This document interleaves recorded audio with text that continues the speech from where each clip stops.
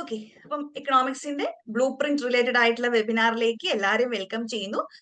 നമ്മൾ നമ്മുടെ ഐഫറിന്റെ കൂടെയുള്ള നിങ്ങളുടെ ജേണി, അല്ലെങ്കിൽ നമ്മൾ ഐഫറിലെ സ്റ്റുഡൻസിനെ കൂടെ നിങ്ങൾക്ക് പഠിച്ച് നിങ്ങളുടെ JRF ഓർ നെറ്റ് ക്രാക്ക് ചെയ്യണമെങ്കിൽ നമ്മുടെ JRF ട്രാക്ക് കോഴ്സ് കണ്ടിന്യൂ ചെയ്യുന്നുണ്ട്. സോ എല്ലാവരും അതിലേക്ക് ജോയിൻ ചെയ്യുക. നിങ്ങൾക്ക് ലൈവ് സെഷൻസ്, ഇന്ററാക്റ്റീവ് ആയിട്ടുള്ള ലൈവ് സെഷൻസ് ഉണ്ടായിരിക്കും. നിങ്ങളുടെ ടൈമിനനുസരിച്ച് ഓരോരുത്തരും ഓരോ പെർട്ടിക്കുലർ കണ്ടീഷൻസ് വരുന്ന ആൾക്കാരായിരിക്കും. അപ്പൊ പേഴ്സണലൈസ്ഡ് ആയിട്ടുള്ള നിങ്ങൾക്ക് സ്റ്റഡി പ്ലാൻസ് അവൈലബിൾ ആയിരിക്കും. കംപ്ലീറ്റ് നമ്മളൊരു 2013-14 മുതലുള്ള complete previous year questions solve ചെയ്യുന്ന JRF ക്ലബ് സെഷൻസ് നിങ്ങൾക്ക് അവൈലബിൾ ആയിരിക്കും. നമ്മൾ ഈ സോഷ്യൽ മീഡിയാസിലൊക്കെ റീൽസ് ഒക്കെ കണ്ട് സമയം ചെലവഴിക്കുന്നതിന് പകരം നിങ്ങൾക്ക് പഠിച്ചുകൊണ്ട് റീൽ കാണാനുള്ള എജു റീൽസും അവൈലബിൾ ആയിരിക്കും. സോ നമ്മുടെ JRF ട്രാക്ക് കോഴ്സിന്റെ ഫീച്ചേഴ്സ് ആണ് ഞാനിപ്പോ പറഞ്ഞിട്ടുള്ളത്. സോ എല്ലാവരും JRF ട്രാക്ക് കോഴ്സിലേക്ക് മാക്സിമം ജോയിൻ ചെയ്യാൻ വേണ്ടിയിട്ട് ട്രൈ ചെയ്യുക. നമ്മളെ കഴിഞ്ഞ എക്സാമിൽ നമുക്ക് കിട്ടിയിട്ടുള്ളത്, അതായത് മൊത്തത്തിൽ 4 വർഷം ഐഫറിന്റെ ആ ഒരു ജേർണിയിൽ 323 JRF 2640 നെറ്റുമാണ് നമുക്ക് നേടാൻ വേണ്ടിയിട്ട് സാധിച്ചിട്ടുള്ളത്. ഓക്കെ, അപ്പൊ നമ്മുടെ എക്കണോമിക്സിന്റെ ആ ഒരു സെഷനിലേക്ക് നമുക്ക് കടക്കാം. അപ്പൊ നമുക്ക് ക്വസ്റ്റ്യൻസ് വരുന്ന പാറ്റേൺ ആദ്യം നമ്മൾ അനലൈസ് ചെയ്യാം. നമ്മൾ പൊതുവിൽ ചെയ്തു വരുന്ന ഒരു തെറ്റ് എന്താന്ന് വെച്ചിട്ടുണ്ടെങ്കിൽ, ആദ്യം നമ്മൾ പോയിട്ട് നമ്മുടെ ഏരിയാസ് പഠിക്കാൻ വേണ്ടിയിട്ട് ട്രൈ ചെയ്യും. അല്ലെങ്കിൽ ഇപ്പൊ മൈക്രോ ഇക്കണോമിക്സ് പഠിച്ചു തുടങ്ങും, അല്ലെങ്കിൽ മാക്രോ ഇക്കണോമിക്സ് പഠിച്ചു തുടങ്ങും. അതിനൊക്കെ പകരം നമ്മൾ പറയുന്ന ഒരു കാര്യമാണ്, എല്ലാം പഠിച്ചതിന് ശേഷം പ്രീവിയസ് ഇയർ ക്വസ്റ്റ്യൻസ് അറ്റംപ്റ്റ് ചെയ്യാം എന്നുള്ളൊരു കാര്യം സത്യം പറഞ്ഞിട്ടുണ്ടെങ്കിൽ റോങ് ആണ്. Okay, previous year question paper attempt ചെയ്ത് അതിൽ ഏതൊക്കെ ഏരിയാസിൽ നിന്നാണ് കൂടുതൽ ക്വസ്റ്റ്യൻസ് വരുന്നത് എന്ന് അനലൈസ് ചെയ്തിട്ട് വേണം നമ്മുടെ പഠനം സ്റ്റാർട്ട് ചെയ്യാൻ വേണ്ടിയിട്ട്. എല്ലാ കുട്ടികളും പൊതുവിൽ പറയുന്ന ഒരു കാര്യമാണ്, പഠിച്ചു കഴിഞ്ഞതിന് ശേഷം പ്രീവിയസ് ഇയർ ക്വസ്റ്റ്യൻസ് ചെയ്യാമെന്ന് പറഞ്ഞിട്ട് PYQ എന്ന് പറഞ്ഞിട്ടുള്ള ഒരു പാർട്ട് മാറ്റിവെക്കും. ഓക്കെ, അതൊരു തെറ്റായിട്ടുള്ള ധാരണയാണ്. NTA സംബന്ധിച്ച് നമ്മളിപ്പം ഇക്കണോമെട്രിക്സ് എന്ന് പറയുന്ന ഒരു മൊഡ്യൂൾ നമുക്ക് പഠിക്കാൻ വേണ്ടിയിട്ടുണ്ട്. ആ ഒരു എക്കണോമെട്രിക്സിൽ ദാമോദർ ഗുജറാത്തി എന്ന് പറഞ്ഞിട്ടൊരു ഓഥർ നമുക്കുണ്ട് അല്ലെ. അപ്പം ആ ഒരു ദാമോദർ ഗുജറാത്തിയുടെ ബുക്കിൽ നിന്ന് മാത്രമേ നമുക്ക് ക്വസ്റ്റ്യൻസ് വരുള്ളൂ. അല്ലെങ്കിൽ ആ ഒരു റിപ്പീറ്റഡ് ഏരിയാസ് മാത്രമേ ആ ഒരു മൊഡ്യൂളിനെ സംബന്ധിച്ച് നമുക്ക് ക്വസ്റ്റ്യൻസ് വരുള്ളൂ എന്ന് അനലൈസ് ചെയ്യണമെങ്കിൽ നമ്മൾ ആദ്യം എന്ത് ചെയ്യണം? പ്രീവിയസ് ഇയർ ക്വസ്റ്റ്യൻസ് അറ്റംപ്റ്റ് ചെയ്തേ പറ്റുള്ളൂ.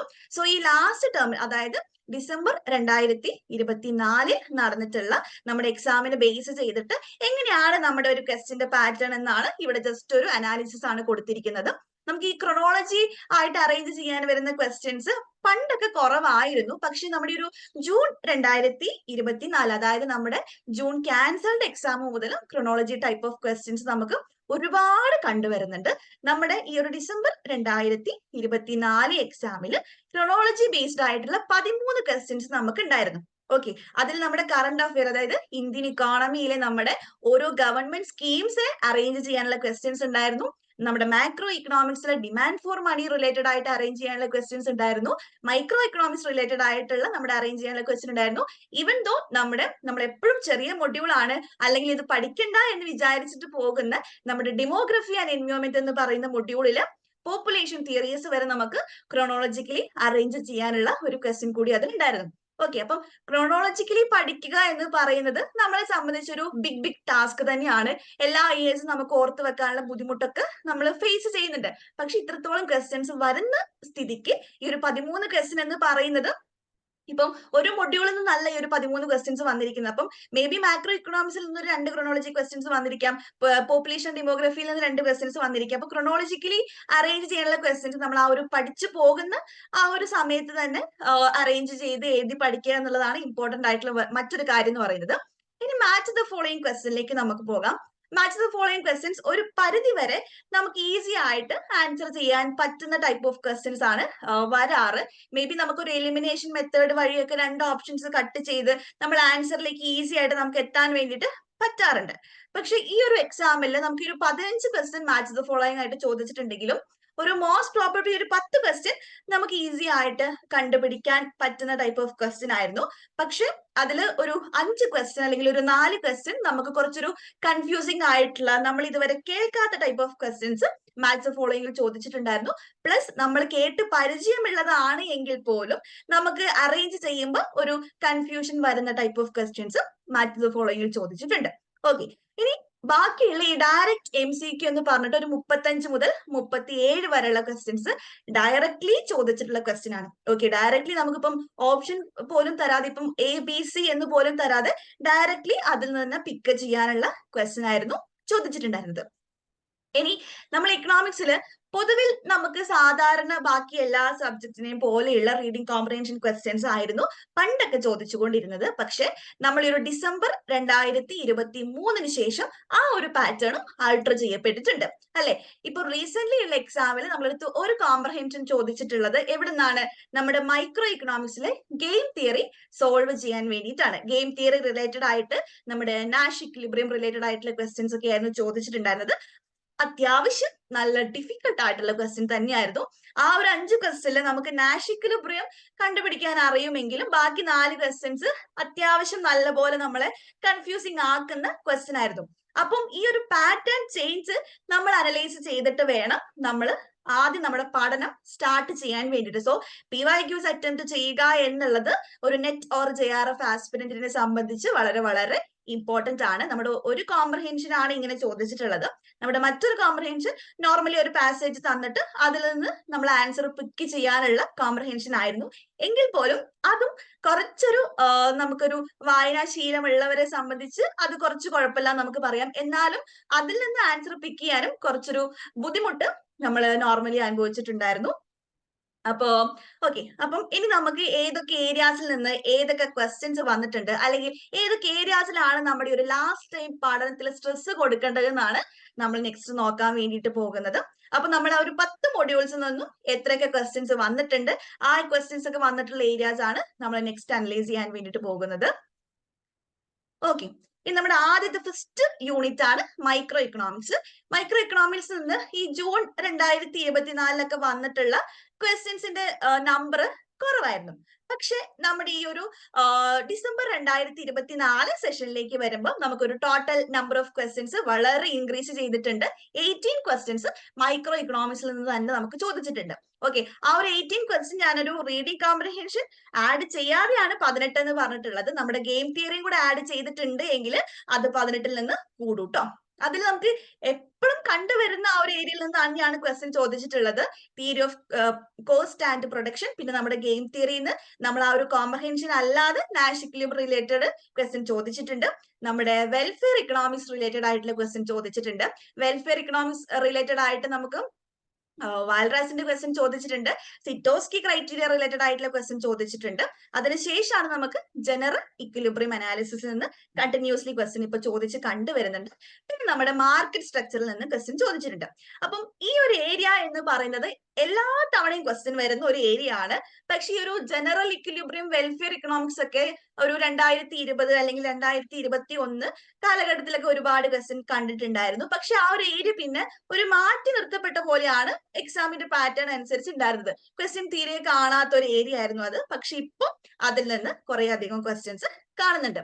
അപ്പൊ നമ്മൾ ഈ ഒരു തിയറി ഓഫ് കോസ്റ്റ് അല്ലെങ്കിൽ തിയറി ഓഫ് പ്രൊഡക്ഷൻ എടുക്കുന്ന സമയത്ത് നമ്മുടെ പ്രൊഡക്ഷൻ ഫങ്ഷൻസിൽ നിന്നാണ് കൂടുതൽ ക്വസ്റ്റ്യൻസ് വരുന്നത്. നമ്മൾ എക്കണോമിക്സുകാരെ സംബന്ധിച്ച് മൈക്രോ ഇക്കണോമിക്സിനെ സംബന്ധിച്ച് നമുക്ക് കോപ്പ് ഡഗ്ലസ് പ്രൊഡക്ഷൻ ഫംഗ്ഷനും കോൺസ്റ്റന്റ് ഇലാസ്റ്റിസിറ്റി പ്രൊഡക്ഷൻ ഫംഗ്ഷനും ഒന്നും ഒഴിച്ചിട്ട് നമുക്ക് മൈക്രോ ഇക്കണോമിക്സ് പഠിക്കാൻ വേണ്ടിയിട്ട് സാധിക്കില്ല അല്ലെ. അപ്പൊ നമ്മുടെ കോപ്പ് ഡഗ്ലസ് പ്രൊഡക്ഷൻ ഫംഗ്ഷനിൽ നിന്നും CS പ്രൊഡക്ഷൻ ഫംഗ്ഷനിൽ നിന്നുമാണ് നമുക്ക് ക്വസ്റ്റ്യൻസ് ഒരുപാട് ചോദിച്ചിട്ടുള്ളത്. അതും ഡയറക്റ്റ് ക്വസ്റ്റ്യൻ ആയിരുന്നു. നമ്മൾ അതിൽ പഠിച്ചിട്ടുള്ള പ്രോപ്പർട്ടീസിനെ ബേസ് ചെയ്തിട്ടുള്ള ക്വസ്റ്റ്യൻ ആണ് തിയറി ഓഫ് പ്രൊഡക്ഷനിൽ നിന്നും കോസ്റ്റിൽ നിന്നും ചോദിച്ചിട്ടുള്ളത്. ഗെയിം തിയറിയിൽ നിന്ന് നാഷ് ഇക്വിലിബ്രിയം റിലേറ്റഡ് ആയിട്ടുള്ള ക്വസ്റ്റ്യൻ ആണ് ചോദിച്ചിട്ടുള്ളത്. വെൽഫെയർ ഇക്കണോമിക്സിൽ നിന്ന് ഞാൻ പറഞ്ഞ പോലെ തന്നെ ഡയറക്റ്റ് ആയിട്ട് നമുക്ക് പിക്ക് ചെയ്യാൻ പറ്റുന്ന ക്വസ്റ്റ്യൻ ആയിരുന്നു. ഓവർ നമുക്ക് കൺഫ്യൂസിംഗ് ആയിട്ടുള്ള ക്വസ്റ്റ്യൻസ് ഒന്നും അതിൽ നിന്ന് ചോദിച്ചിട്ടില്ല. നമുക്ക് മാർക്കറ്റ് സ്ട്രക്ചർ എല്ലാവരും പൊതുവിൽ കുറച്ചൊരു ബുദ്ധിമുട്ടാണ്, അല്ലെങ്കിൽ മാർക്കറ്റ് സ്ട്രക്ചറിന്റെ ഫീച്ചേഴ്സ് എല്ലാം കൂടി കൺഫ്യൂഷൻ ആകുന്നു എന്നൊക്കെ പറയാറുണ്ട് പൊതുവിൽ സ്റ്റുഡൻസ്. അപ്പൊ മാർക്കറ്റ് സ്ട്രക്ചറിൽ നമുക്ക് മൊണോപോളിസ്റ്റിക് കോമ്പറ്റീഷന്റെ ഫീച്ചേഴ്സിനെ കുറിച്ചിട്ടുള്ള ഒരു ക്വസ്റ്റ്യൻ ഉണ്ടായിരുന്നു. അതല്ലാതെ ഒരു മാച്ച് ദ ഫോളോയിങ് ക്വസ്റ്റ്യൻ ചോദിച്ചിട്ടുണ്ടായിരുന്നു. അപ്പം ഇത്രയും ഏരിയാസ് നമ്മൾ മിനിമം എക്സാം ഓറിയന്റഡ് ആയിട്ട് പഠിക്കാതെ എക്സാം ഹാളിലേക്ക് നമുക്ക് പോകാൻ വേണ്ടിയിട്ട് സാധിക്കില്ല. എല്ലാ തവണയും റിപ്പീറ്റഡ്ലി ക്വസ്റ്റ്യൻ വരുന്ന ഒരു ഏരിയ ആണ്. നമുക്കറിയാം എക്കണോമിക്സുകാരെ സംബന്ധിച്ച് മൈക്രോ എക്കണോമിക്സ് ആണ് നമ്മുടെ കിങ് എന്ന് പറയുന്നത് അല്ലെ. അപ്പൊ മൈക്രോ എക്കണോമിക്സിലെ ഇത്രയും ഏരിയാസ് നമ്മൾ നിർബന്ധമായിട്ടും പഠിച്ചിട്ട് പോകുക തന്നെ വേണം. ഓക്കെ, അപ്പം എന്താണ്, നിങ്ങൾക്കൊക്കെ മൈക്രോ ഇക്കണോമിക്സ് പഠിക്കാൻ ഇഷ്ടമാണോ, അല്ലെങ്കിൽ മൈക്രോ നിങ്ങൾക്ക് ഏറ്റവും ഭയപ്പെടുത്തുന്ന സബ്ജക്ട്സിൽ ഒന്നാണോ? പഠിച്ചാൽ നിങ്ങൾക്ക് ആൻസർ ചെയ്യാൻ പറ്റില്ല എന്നൊരു ഇൻറ്റ്യൂഷൻ നിങ്ങളുടെ അകത്തുണ്ടോ? എന്താണ് അവസ്ഥ മൈക്രോ ഇക്കണോമിക്സിൻ്റെത്? ചാറ്റ് ബോക്സിൽ പറയാട്ടോ.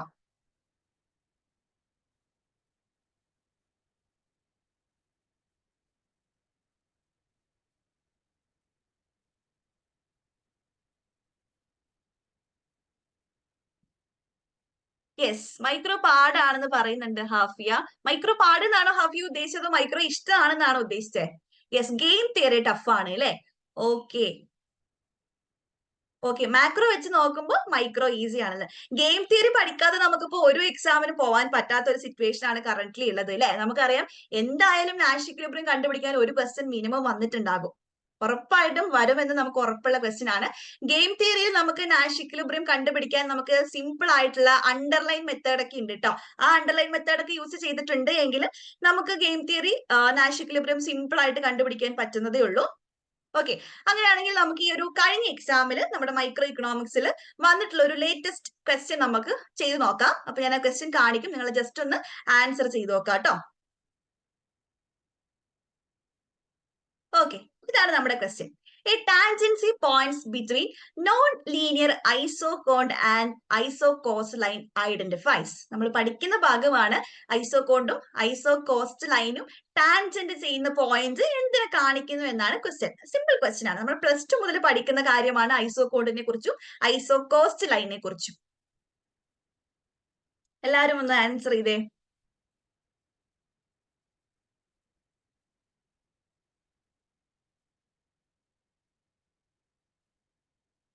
നിങ്ങൾക്ക് നിങ്ങളുടേതായ ഒപ്പീനിയൻസ് പറയാട്ടോ. അത് ശരിയാകണമെന്ന് ഉറപ്പില്ല. നിങ്ങൾക്ക് തോന്നുന്ന ആൻസർ എന്താണ്, നമ്മൾ എക്സാമിന് അങ്ങനെയാണല്ലോ അറ്റൻഡ് ചെയ്യുക. നിങ്ങൾക്ക് ഏതാണോ സ്യൂട്ടബിൾ ആയിട്ട് തോന്നുന്നത് ആ ഒരു സെഷൻ നിങ്ങൾക്ക്, അല്ലെങ്കിൽ ആ ഒരു ആൻസർ നിങ്ങൾക്ക് ചാറ്റ് ബോക്സിൽ പറയാം. ഓക്കെ, ആൻസേഴ്സ് വരുന്നുണ്ട്.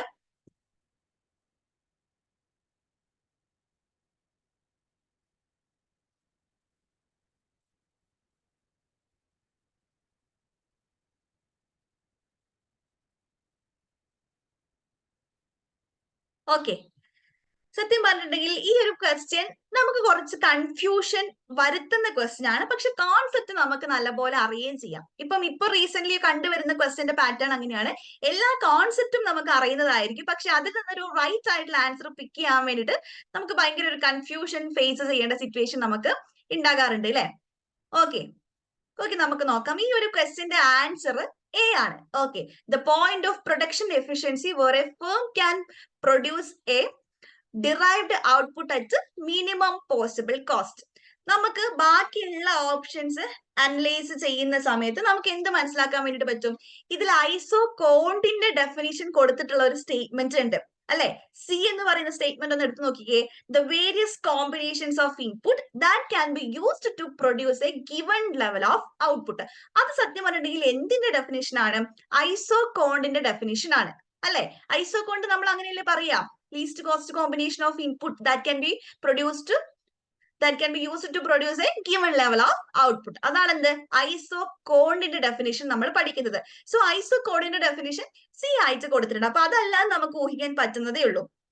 ഇനി ഓപ്ഷൻ ഡിയിലേക്ക് നമുക്ക് എടുക്കുകയാണെങ്കിൽ the least costly combinations of input required to produce various level of output. Required to produce various levels of output അല്ല, നമുക്ക് എന്താണ് വേണ്ടത്?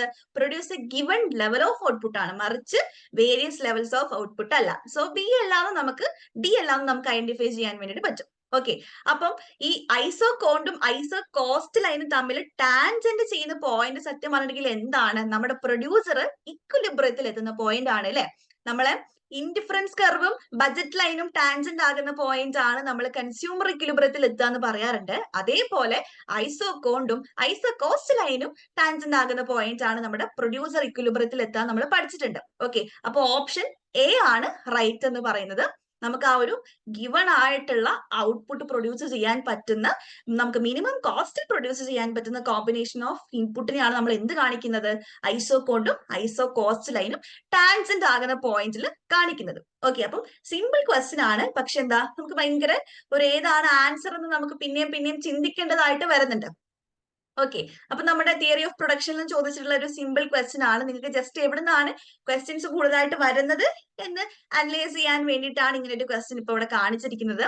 അപ്പം ഇങ്ങനെയുള്ള ഭാഗങ്ങൾ, ഇപ്പം indifference curve, isoquant, iso cost line, C D production function, CES production function, അതിൽ നമുക്ക് ഒരുപാട് ക്വസ്റ്റ്യൻസ് കണ്ടുവരുന്നുണ്ട്. സോ അതൊന്നും നമ്മൾ സ്കിപ്പ് ചെയ്യാതെ തന്നെ പഠിക്കുക കേട്ടോ. ഓക്കെ, ഇനി നമ്മുടെ മാക്രോ ഇക്കണോമിക്സ്. മൈക്രോയിനെക്കാട്ടിലും ക്വസ്റ്റ്യൻസ് ചോദിച്ചിട്ടുള്ളതാണ് മാക്രോ ഇക്കണോമിക്സിൽ. 19 ക്വസ്റ്റ്യൻസ് നമ്മുടെ മാക്രോ ഇക്കണോമിക്സിൽ നിന്ന് ചോദിച്ചിട്ടുണ്ട്. മാക്രോയിൽ ചോദിച്ചിട്ടുള്ള ഒരുവിധപ്പെട്ട എല്ലാ കോൺസെപ്റ്റുകളും നമുക്ക് അറിയുന്ന കോൺസെപ്റ്റ് ആണ്. പക്ഷെ നേരത്തെ പറഞ്ഞ പോലെ തന്നെ ഓപ്ഷൻസിൽ നിന്ന് നമുക്ക് പിക്ക് ചെയ്യാനുള്ള ഒരു കൺഫ്യൂഷൻ പൊതുവിൽ കണ്ടുവരുന്നുണ്ട്. അതില് ഈ ഗെയിം തിയറി പറഞ്ഞ പോലെ ISLM ഫ്രെയിംവർക്കിൽ നിന്നുള്ള ക്വസ്റ്റ്യൻസ് ഇല്ലാത്ത ഒരു ക്വസ്റ്റ്യൻ പേപ്പർ നമുക്കിപ്പോ കാണാൻ വേണ്ടിയിട്ട് പറ്റില്ല. ISLM ഫ്രെയിംവർക്കിൽ നിന്ന് ഈ വട്ടവും നമുക്ക് ക്വസ്റ്റ്യൻസ് വന്നിട്ടുണ്ട്. പിന്നെ നമ്മുടെ ഇൻഫ്ലേഷൻ ആൻഡ് അൺഎംപ്ലോയ്മെന്റ് റിലേറ്റഡ് ആയിട്ട് ഒരുപാട് questions, unemployment, types of unemployment നമ്മൾ പഠിക്കുന്നതാണ്.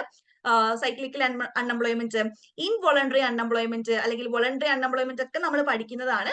അപ്പൊ പല പല സിറ്റുവേഷൻസ് തന്നിട്ട് ആ ഒരു സിറ്റുവേഷനിൽ ഏത് ടൈപ്പ് ഓഫ് അൺഎംപ്ലോയ്മെന്റ് ആയിരിക്കും നിലനിൽക്കുന്നുണ്ടാകുക എന്നൊക്കെ ചോദിച്ചിട്ട് ക്വസ്റ്റ്യൻസ് വന്നിട്ടുണ്ട്.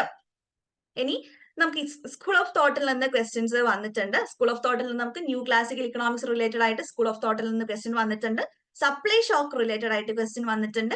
അഡാപ്റ്റീവ് എക്സ്പെക്ടേഷൻ എപ്പോഴും ക്വസ്റ്റ്യൻ ചോദിക്കുന്നതാണ്. അഡാപ്റ്റീവ് എക്സ്പെക്ടേഷനും റാഷണൽ എക്സ്പെക്ടേഷനും എപ്പോഴും ക്വസ്റ്റ്യൻ ചോദിക്കുന്നതാണ്.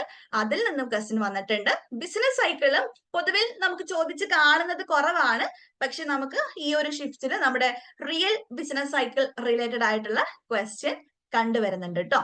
ഓക്കെ, അപ്പം ഇത്രയും ഭാഗങ്ങളാണ്, ഇത്രയുമാണ് ഇമ്പോർട്ടന്റ് ആയിട്ട് നമ്മുടെ ഈ ഒരു ഡിസംബർ 2024 ക്വസ്റ്റ്യൻ വന്നിട്ടുള്ളത്. അപ്പൊ ഇത്രയും ഭാഗങ്ങൾ എന്തായാലും നമ്മൾ എക്സാമിന് പഠിച്ചിട്ട് തന്നെ പോകണം. ബാക്കിയുള്ള ഭാഗങ്ങൾക്ക് ഒരു ലെസ് ഇമ്പോർട്ടന്റ് ആണ് എങ്കിലും ഇതിൽ നിന്ന് എന്തായാലും കട്ട് ആൻഡ് ഷുവർ ആയിട്ട് മിനിമം ഒരു ക്വസ്റ്റ്യൻസ് വെച്ചിട്ടെങ്കിലും നമുക്ക് പ്രതീക്ഷിക്കാൻ പറ്റൂ കേട്ടോ.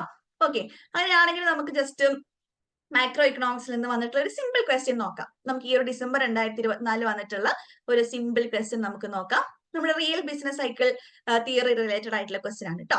According to the real business cycle അല്ലെങ്കിൽ real business cycle is called in the absence of supply shock.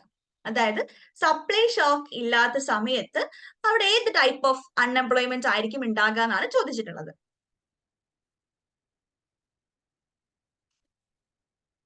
In the absence of supply shock ആണ്. അപ്പൊ നമ്മുടെ കീവേഡ് അവിടെ അതാണ്, ആബ്സെൻസ് എന്നാണ്. നമ്മുടെ ആ ഒരു എക്സാമിന്റെ പ്രസൻസ് ഓഫ് മൈൻഡ് ഇല്ലാത്ത സിറ്റുവേഷനിൽ നമ്മൾ ആ ഒരു ആബ്സെൻസ് എന്നുള്ള വാക്ക് മേ ബി അവിടെ ശ്രദ്ധിച്ചോളം നിർബന്ധമില്ല. നമ്മൾ maybe the presence of supply shock എന്നൊക്കെ വായിക്കും ആ ഒരു ആങ്സൈറ്റി കാരണം. സോ ഇങ്ങനത്തെ കീവേഡ്സ് കൃത്യമായിട്ട് വായിച്ചിട്ട് തന്നെ ക്വസ്റ്റ്യൻസിന് അറ്റംപ്റ്റ് ചെയ്യുക കേട്ടോ. According to real business cycle is called in the absence of supply shock. Supply shock ഇല്ലാത്ത സിറ്റുവേഷനിൽ എന്തായിരിക്കും അവിടെ ഉണ്ടായിരിക്കുക, ഏത് ടൈപ്പ് ഓഫ് അൺഎംപ്ലോയ്മെന്റ് ആയിരിക്കും എന്നാണ് ക്വസ്റ്റ്യൻ. ഓക്കെ, ആൻസേഴ്സ് വരുന്നുണ്ട്.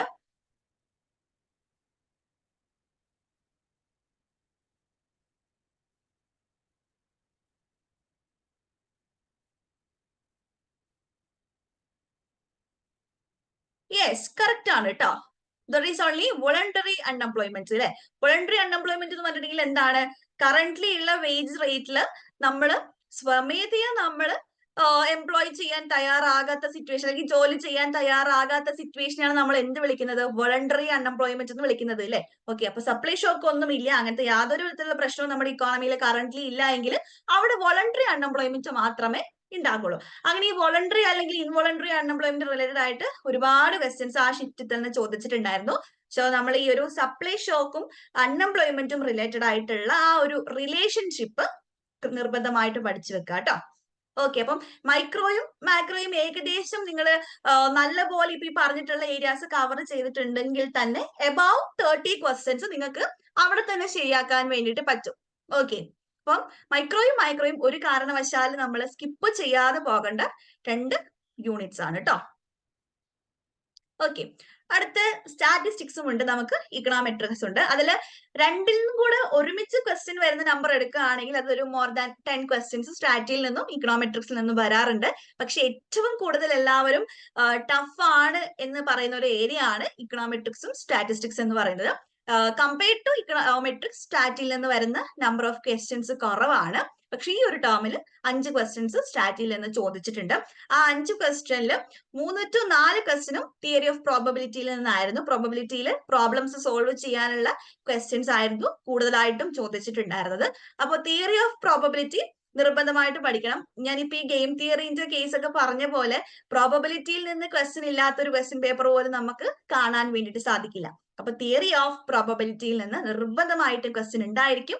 അപ്പൊ നമ്മൾ നിർബന്ധമായിട്ട് അത് പഠിക്കുക തന്നെ വേണം. പിന്നെ നമ്മുടെ സിമ്പിൾ സാമ്പിളിംഗ് മെത്തേഡ്, റാൻഡം സാമ്പിളിങ്ങും നോൺ റാൻഡം സാമ്പിളിങ്ങും റിലേറ്റഡ് ആയിട്ട് നമുക്കൊരു മാച്ച് ദ ഫോളോയിങ് ഈ റീസെന്റ് നടന്നിട്ടുള്ള എക്സാമിൽ ഉണ്ടായിരുന്നു. അപ്പം ഈ ഒരു 2 ടോപ്പിക്സ് ആണ് സ്റ്റാറ്റിയിൽ ഏറ്റവും ഇമ്പോർട്ടന്റ് ആയിട്ടുള്ളത്.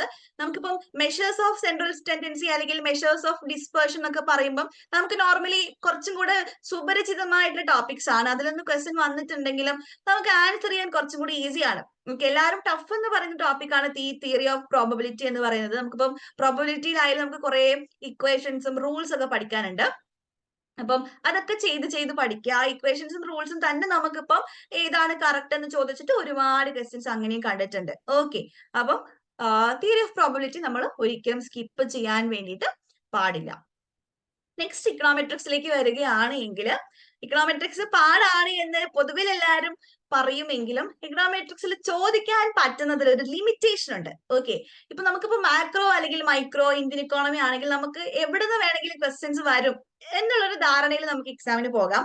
പക്ഷെ എക്കണോമെട്രിക്സിനെ സംബന്ധിച്ച് നമുക്കിപ്പം ആ സിലബസിൽ കൊടുത്തിരിക്കുന്ന കാര്യം നമ്മൾ കൃത്യമായിട്ട് അനലൈസ് ചെയ്തിട്ടുണ്ട് എങ്കിൽ അത് മാത്രമേ വരുള്ളൂ എന്ന് നമുക്ക് ഉറപ്പിച്ച് പറയാൻ വേണ്ടിയിട്ട് പറ്റൂ കേട്ടോ.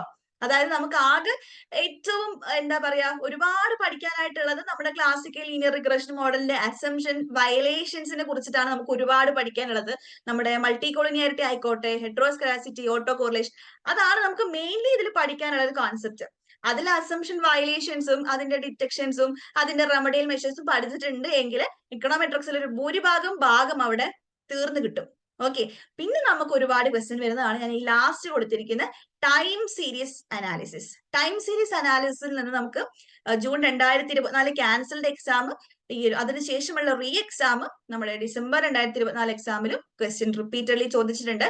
അതിന് മുമ്പുള്ള സമയങ്ങളിലും ടൈം സീരീസ് അനാലിസിസിൽ നിന്ന് ഒരുപാട് ക്വസ്റ്റ്യൻസ് ചോദിക്കുന്നുണ്ട്.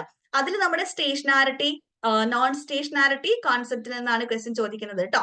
ഓക്കെ, ടൈം സീരീസ് അനാലിസിസ് എന്ന് പറഞ്ഞിട്ടുണ്ട് എങ്കിൽ നമുക്ക് ആദ്യമായിട്ട് ഓർമ്മ വരേണ്ട കോൺസെപ്റ്റ് നമ്മുടെ സ്റ്റേഷനാരിറ്റി, നോൺ സ്റ്റേഷനാരിറ്റി അല്ലെങ്കിൽ യൂണിറ്റ് റൂട്ട് ഒക്കെയാണ് അല്ലെ. അപ്പൊ നമ്മുടെ യൂണിറ്റ് റൂട്ട് റിലേറ്റഡ് ആയിട്ട് എപ്പോഴും ക്വസ്റ്റ്യൻസ് വരുന്ന കാണാം. അതേപോലെ തന്നെ സ്റ്റേഷനാരിറ്റിയുടെ കണ്ടീഷൻസ് ആണ് എപ്പോഴും അതിൽ നിന്ന് ക്വസ്റ്റ്യൻസ് വരാറ് കേട്ടോ. നമുക്കറിയാം സ്റ്റേഷനാരിറ്റി എന്ന് പറഞ്ഞിട്ടുണ്ട് എങ്കിൽ നമ്മൾ ടൈം സീരീസ് അനാലിസിസിൽ 3 കണ്ടീഷൻസ് സാറ്റിസ്ഫൈ ചെയ്യുന്നതാണ് സ്റ്റേഷനാരിറ്റി എന്ന് പറയുന്നത്. കോൺസ്റ്റന്റ് മീൻ ആയിരിക്കും, കോൺസ്റ്റന്റ് വേരിയൻസ് ആയിരിക്കും, കോൺസ്റ്റന്റ് കൊവേരിയന്റ് ആയിരിക്കും, അല്ലെങ്കിൽ കൊവേരിയൻസ് എന്ന് പറയുന്നത് ടൈം ഇൻവേരിയന്റ് ആയിരിക്കും. ഈ 3 കണ്ടീഷൻ അറിയുന്ന ഒരു സ്റ്റുഡന്റിനെ സംബന്ധിച്ച് ടൈം സീരീസ് അനാലിസിസിൽ നിന്ന് വരുന്ന ഒരു 90% ക്വസ്റ്റ്യനും ആൻസർ ചെയ്യാൻ വേണ്ടിയിട്ട് പറ്റും. ഇതൊന്നില്ലെങ്കിൽ സ്റ്റേറ്റ്മെന്റ് ആയിട്ട് ചോദിക്കും, അല്ലെങ്കിൽ പിക്ക് ചെയ്യാൻ വേണ്ടിയിട്ട് ചോദിക്കും, അല്ലെങ്കിൽ ഞാനിപ്പോ വേർഡ് ആയിട്ട് പറഞ്ഞിട്ടുള്ള സാധനം ഇക്വേഷൻ ആയിട്ട് ചോദിക്കും. ഇത്രയും ടൈം സീരീസ് എന്ന് ക്വസ്റ്റ്യൻ വരുള്ളൂ. അല്ലെങ്കിൽ ആ ഒരു യൂണിറ്റ് റൂട്ട് ടെസ്റ്റിന്റെ നൾ ഹൈപ്പോത്തീസിസ് എന്താണ്, ഓൾട്ടർനേറ്റീവ് ഹൈപ്പോത്തീസിസ് എന്താണ്, ഇത്രയാണ് അതിൽ നിന്ന് മെയിൻലി ക്വസ്റ്റ്യൻസ് ചോദിച്ച് കണ്ടുവരുന്നത്. ഇനി നമ്മൾ സൈമൾട്ടേനിയസ് ഇക്വേഷൻ മോഡലിലേക്ക് എടുക്കുകയാണ് എങ്കിൽ സൈമൾട്ടേനിയസ് ഇക്വേഷൻ മോഡലിൽ നിന്ന് നമുക്കിപ്പം ഐഡന്റിഫിക്കേഷൻ പ്രോബ്ലം ആണ് വരാറ് അല്ലെ. നമുക്ക് ഇക്വേഷൻസ് 3 ഇക്വേഷൻസ് തന്നിട്ടുണ്ടാകും. അത് കാണുമ്പോഴത്തേക്ക് നമ്മൾ വിചാരിക്കും എന്തോ ഭയങ്കര സംഭവമാണെന്ന്. പക്ഷെ സിമ്പിൾ ആണ് നമുക്ക് ഐഡന്റിഫിക്കേഷൻ പ്രോബ്ലം ചെയ്യാൻ വേണ്ടിയിട്ട്. അപ്പം അത് ഐഡന്റിഫൈഡ് ആണോ അൺഐഡന്റിഫൈഡ് ആണോ എന്നൊക്കെ ചോദിക്കാറുണ്ട് ക്വസ്റ്റ്യനിൽ. അത് ആ ഇക്വേഷൻ വെച്ചിട്ട് ഒരു പ്രത്യേക ടൈപ്പ് ഓഫ് ഇക്വേഷൻ ഉണ്ട് സൈമൾട്ടേനിയസ് ഇക്വേഷൻ സോൾവ് ചെയ്യാൻ വേണ്ടിയിട്ട്. ആ ഇക്വേഷൻ അറിയാമെങ്കിൽ സൈമൾട്ടേനിയസ് ഇക്വേഷൻ നമുക്ക് സിമ്പിൾ ആയിട്ട് സോൾവ് ചെയ്ത് അൺഐഡന്റിഫൈഡ് ആണോ ഐഡന്റിഫൈഡ് ആണോ ഇനിയിപ്പോ എക്സാക്ട്ലി ഐഡന്റിഫൈഡ് ആണോ ജസ്റ്റ് ഐഡന്റിഫൈഡ് ആണോ എന്നൊക്കെ കണ്ടുപിടിക്കാൻ വേണ്ടിയിട്ട് പറ്റും. സൈമൾട്ടേനിയസ് ഇക്വേഷൻ മോഡലിൽ നിന്ന് ഈ ഒരു ഐഡന്റിഫിക്കേഷൻ പ്രോബ്ലം അല്ലാതെ അതിൽ OLS അപ്ലൈ ചെയ്യാൻ പറ്റുമോ, അല്ലെങ്കിൽ ഇൻഡയറക്റ്റ് ലീസ്റ്റ് സ്ക്വയർ ആണോ അപ്ലൈ ചെയ്യാൻ പറ്റുക, അല്ലെങ്കിൽ 2 സ്റ്റേജ് ലീസ്റ്റ് സ്ക്വയർ ആണോ അപ്ലൈ ചെയ്യാൻ പറ്റാന്ന് അതുപോലെയുള്ള ക്വസ്റ്റ്യൻസും കണ്ടുവരുന്നുണ്ട്. അപ്പൊ സൈമൾട്ടേനിയസ് ഇക്വേഷൻ മോഡൽ എന്ന് പറയുന്നത് ഏറ്റവും ഇമ്പോർട്ടന്റ് ആയിട്ടുള്ള ഒരു ടോപ്പിക് തന്നെയാണ്. അടുത്തതായിട്ട് നമുക്കുള്ളത് ഡമ്മി വേരിയബിൾ ആണ് അല്ലെ. ഓക്കെ, ഡമ്മി വേരിയബിൾ ട്രാപ്പ് ആയിരുന്നു നമുക്ക് ഈ ഒരു കഴിഞ്ഞ എക്സാമിൽ ക്വസ്റ്റ്യൻ ചോദിച്ചിട്ടുണ്ടായിരുന്നത്. അപ്പൊ ഡമ്മി വേരിയബിൾ ട്രാപ്പ് എല്ലാവരും കൃത്യമായിട്ട് പഠിക്കുക. ഡമ്മി വേരിയബിൾ എന്താണെന്ന് പഠിക്കുക. അതിൽ തന്നെ നമുക്ക് ഡീസീസണലൈസേഷൻ, പീസ് സ്പേസ് അനാലിസിസ് എന്നൊക്കെ പറഞ്ഞിട്ട് ഒരുപാട് കാര്യങ്ങളുണ്ട്. അതിന്റെ ഇക്വേഷൻസ് ഡയറക്ട്ലി ദാമോദർ ഗുജറാത്തിയുടെ ബുക്കിൽ നിന്ന് കോപ്പി പേസ്റ്റ് ചെയ്ത് NTA ചോദിക്കാറുണ്ട്. അപ്പം ഇത്രയും ഭാഗങ്ങൾ നമ്മൾ എന്തായാലും എക്കണോമെട്രിക്സിന് ഒഴിച്ചുകൂടാതെ തന്നെ പഠിക്കണം. അതിൽ ഈ ഒരു നമ്മളിപ്പോ ഈ ക്ലാസിക്കൽ ലീനിയർ റിഗ്രഷൻ മോഡൽ എടുക്കുകയാണെങ്കിൽ അതിന്റെ അസംഷൻ വയലേഷൻ റിലേറ്റഡ് ആയിട്ടുള്ള ക്വസ്റ്റ്യൻസ് നമുക്ക് എന്തായിട്ട് ചോദിക്കാം? മാച്ച് ദ ഫോളോയിങ് ആയിട്ടാണ് ഈ കഴിഞ്ഞ 2 എക്സാമിൽ ചോദിച്ചിട്ടുള്ളത്. അതായത് ഇപ്പം ഒരുപാട് റെമഡിയൽ മെഷേഴ്സ് നമുക്കുണ്ട്, അല്ലെങ്കിൽ ഒരുപാട് ഡിറ്റക്ഷൻസ് നമുക്കുണ്ട് അല്ലെ? ഓക്കെ, ആ ഡിറ്റക്ഷൻസ് ഒക്കെ എന്താണ്? ഒരുപാട് ടെസ്റ്റുകളാണ് നമ്മൾ കേട്ടിട്ടുണ്ട്. ഗോൾഡ് ഫെൽഡ് ക്വാണ്ടി ടെസ്റ്റ്, ബാർലെറ്റ് ടെസ്റ്റ്, അങ്ങനെയുള്ള ടെസ്റ്റുകൾ എന്തുമായിട്ട് റിലേറ്റഡ് ആയി നിൽക്കുന്നു എന്നാണ് ചോദിക്കാറ്. അപ്പൊ യൂണിറ്റ് റൂട്ട് ടെസ്റ്റ് സ്റ്റേഷനാരിറ്റി ആയിട്ട് റിലേറ്റഡ് ആകുന്നു എന്ന് പറയുന്ന പോലെ തന്നെ ഓരോ ടെസ്റ്റുകളും ഈ അസംഷൻ വയലേഷനിൽ ഏതുമായിട്ട് റിലേറ്റഡ് ആയി നിൽക്കുന്നു എന്നാണ് നമ്മളെടുത്ത് മാച്ച് ദ ഫോളോയിങ് ആയിട്ട് ചോദിക്കാറുള്ളത്. ഓക്കെ, അപ്പൊ ഇത്രയും കാര്യങ്ങൾ നിങ്ങൾ എക്കണോമെട്രിക്സിൽ പഠിച്ചിട്ടുണ്ട് എങ്കിൽ ഓൾമോസ്റ്റ് ഒരു സമാധാനപരമായിട്ട് നമുക്ക് എക്കണോമെട്രിക്സ് ഡീൽ ചെയ്യാൻ പറ്റുന്നതേ ഉള്ളൂ. അപ്പൊ മെട്രിക്സിൽ നിന്ന് വന്നിട്ടുള്ള ഒരു സിമ്പിൾ ക്വസ്റ്റ്യൻ നമുക്ക് ജസ്റ്റ് നോക്കാം. ഓക്കെ, എല്ലാവരും ഒന്ന് ആൻസർ ചെയ്യാൻ ട്രൈ ചെയ്യാം കേട്ടോ. The unit root test for the time series is based on the null hypothesis that the time series under consideration is. അതായത് ഒന്നുമില്ല, യൂണിറ്റ് റൂട്ട് ടെസ്റ്റിന്റെ നൾ ഹൈപ്പോത്തീസിസ് എന്താണെന്നാണ് ചോദിച്ചിരിക്കുന്നത്.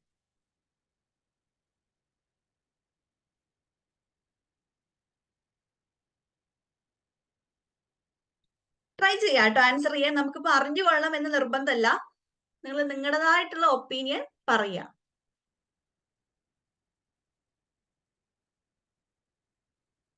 ഓക്കെ, കുറെ പേര് ബി ആൻസർ ചെയ്യുന്നുണ്ട്. വേറെ ആർക്കെങ്കിലും വേറെ ഏതെങ്കിലും ആൻസേഴ്സ് ഉണ്ടോ?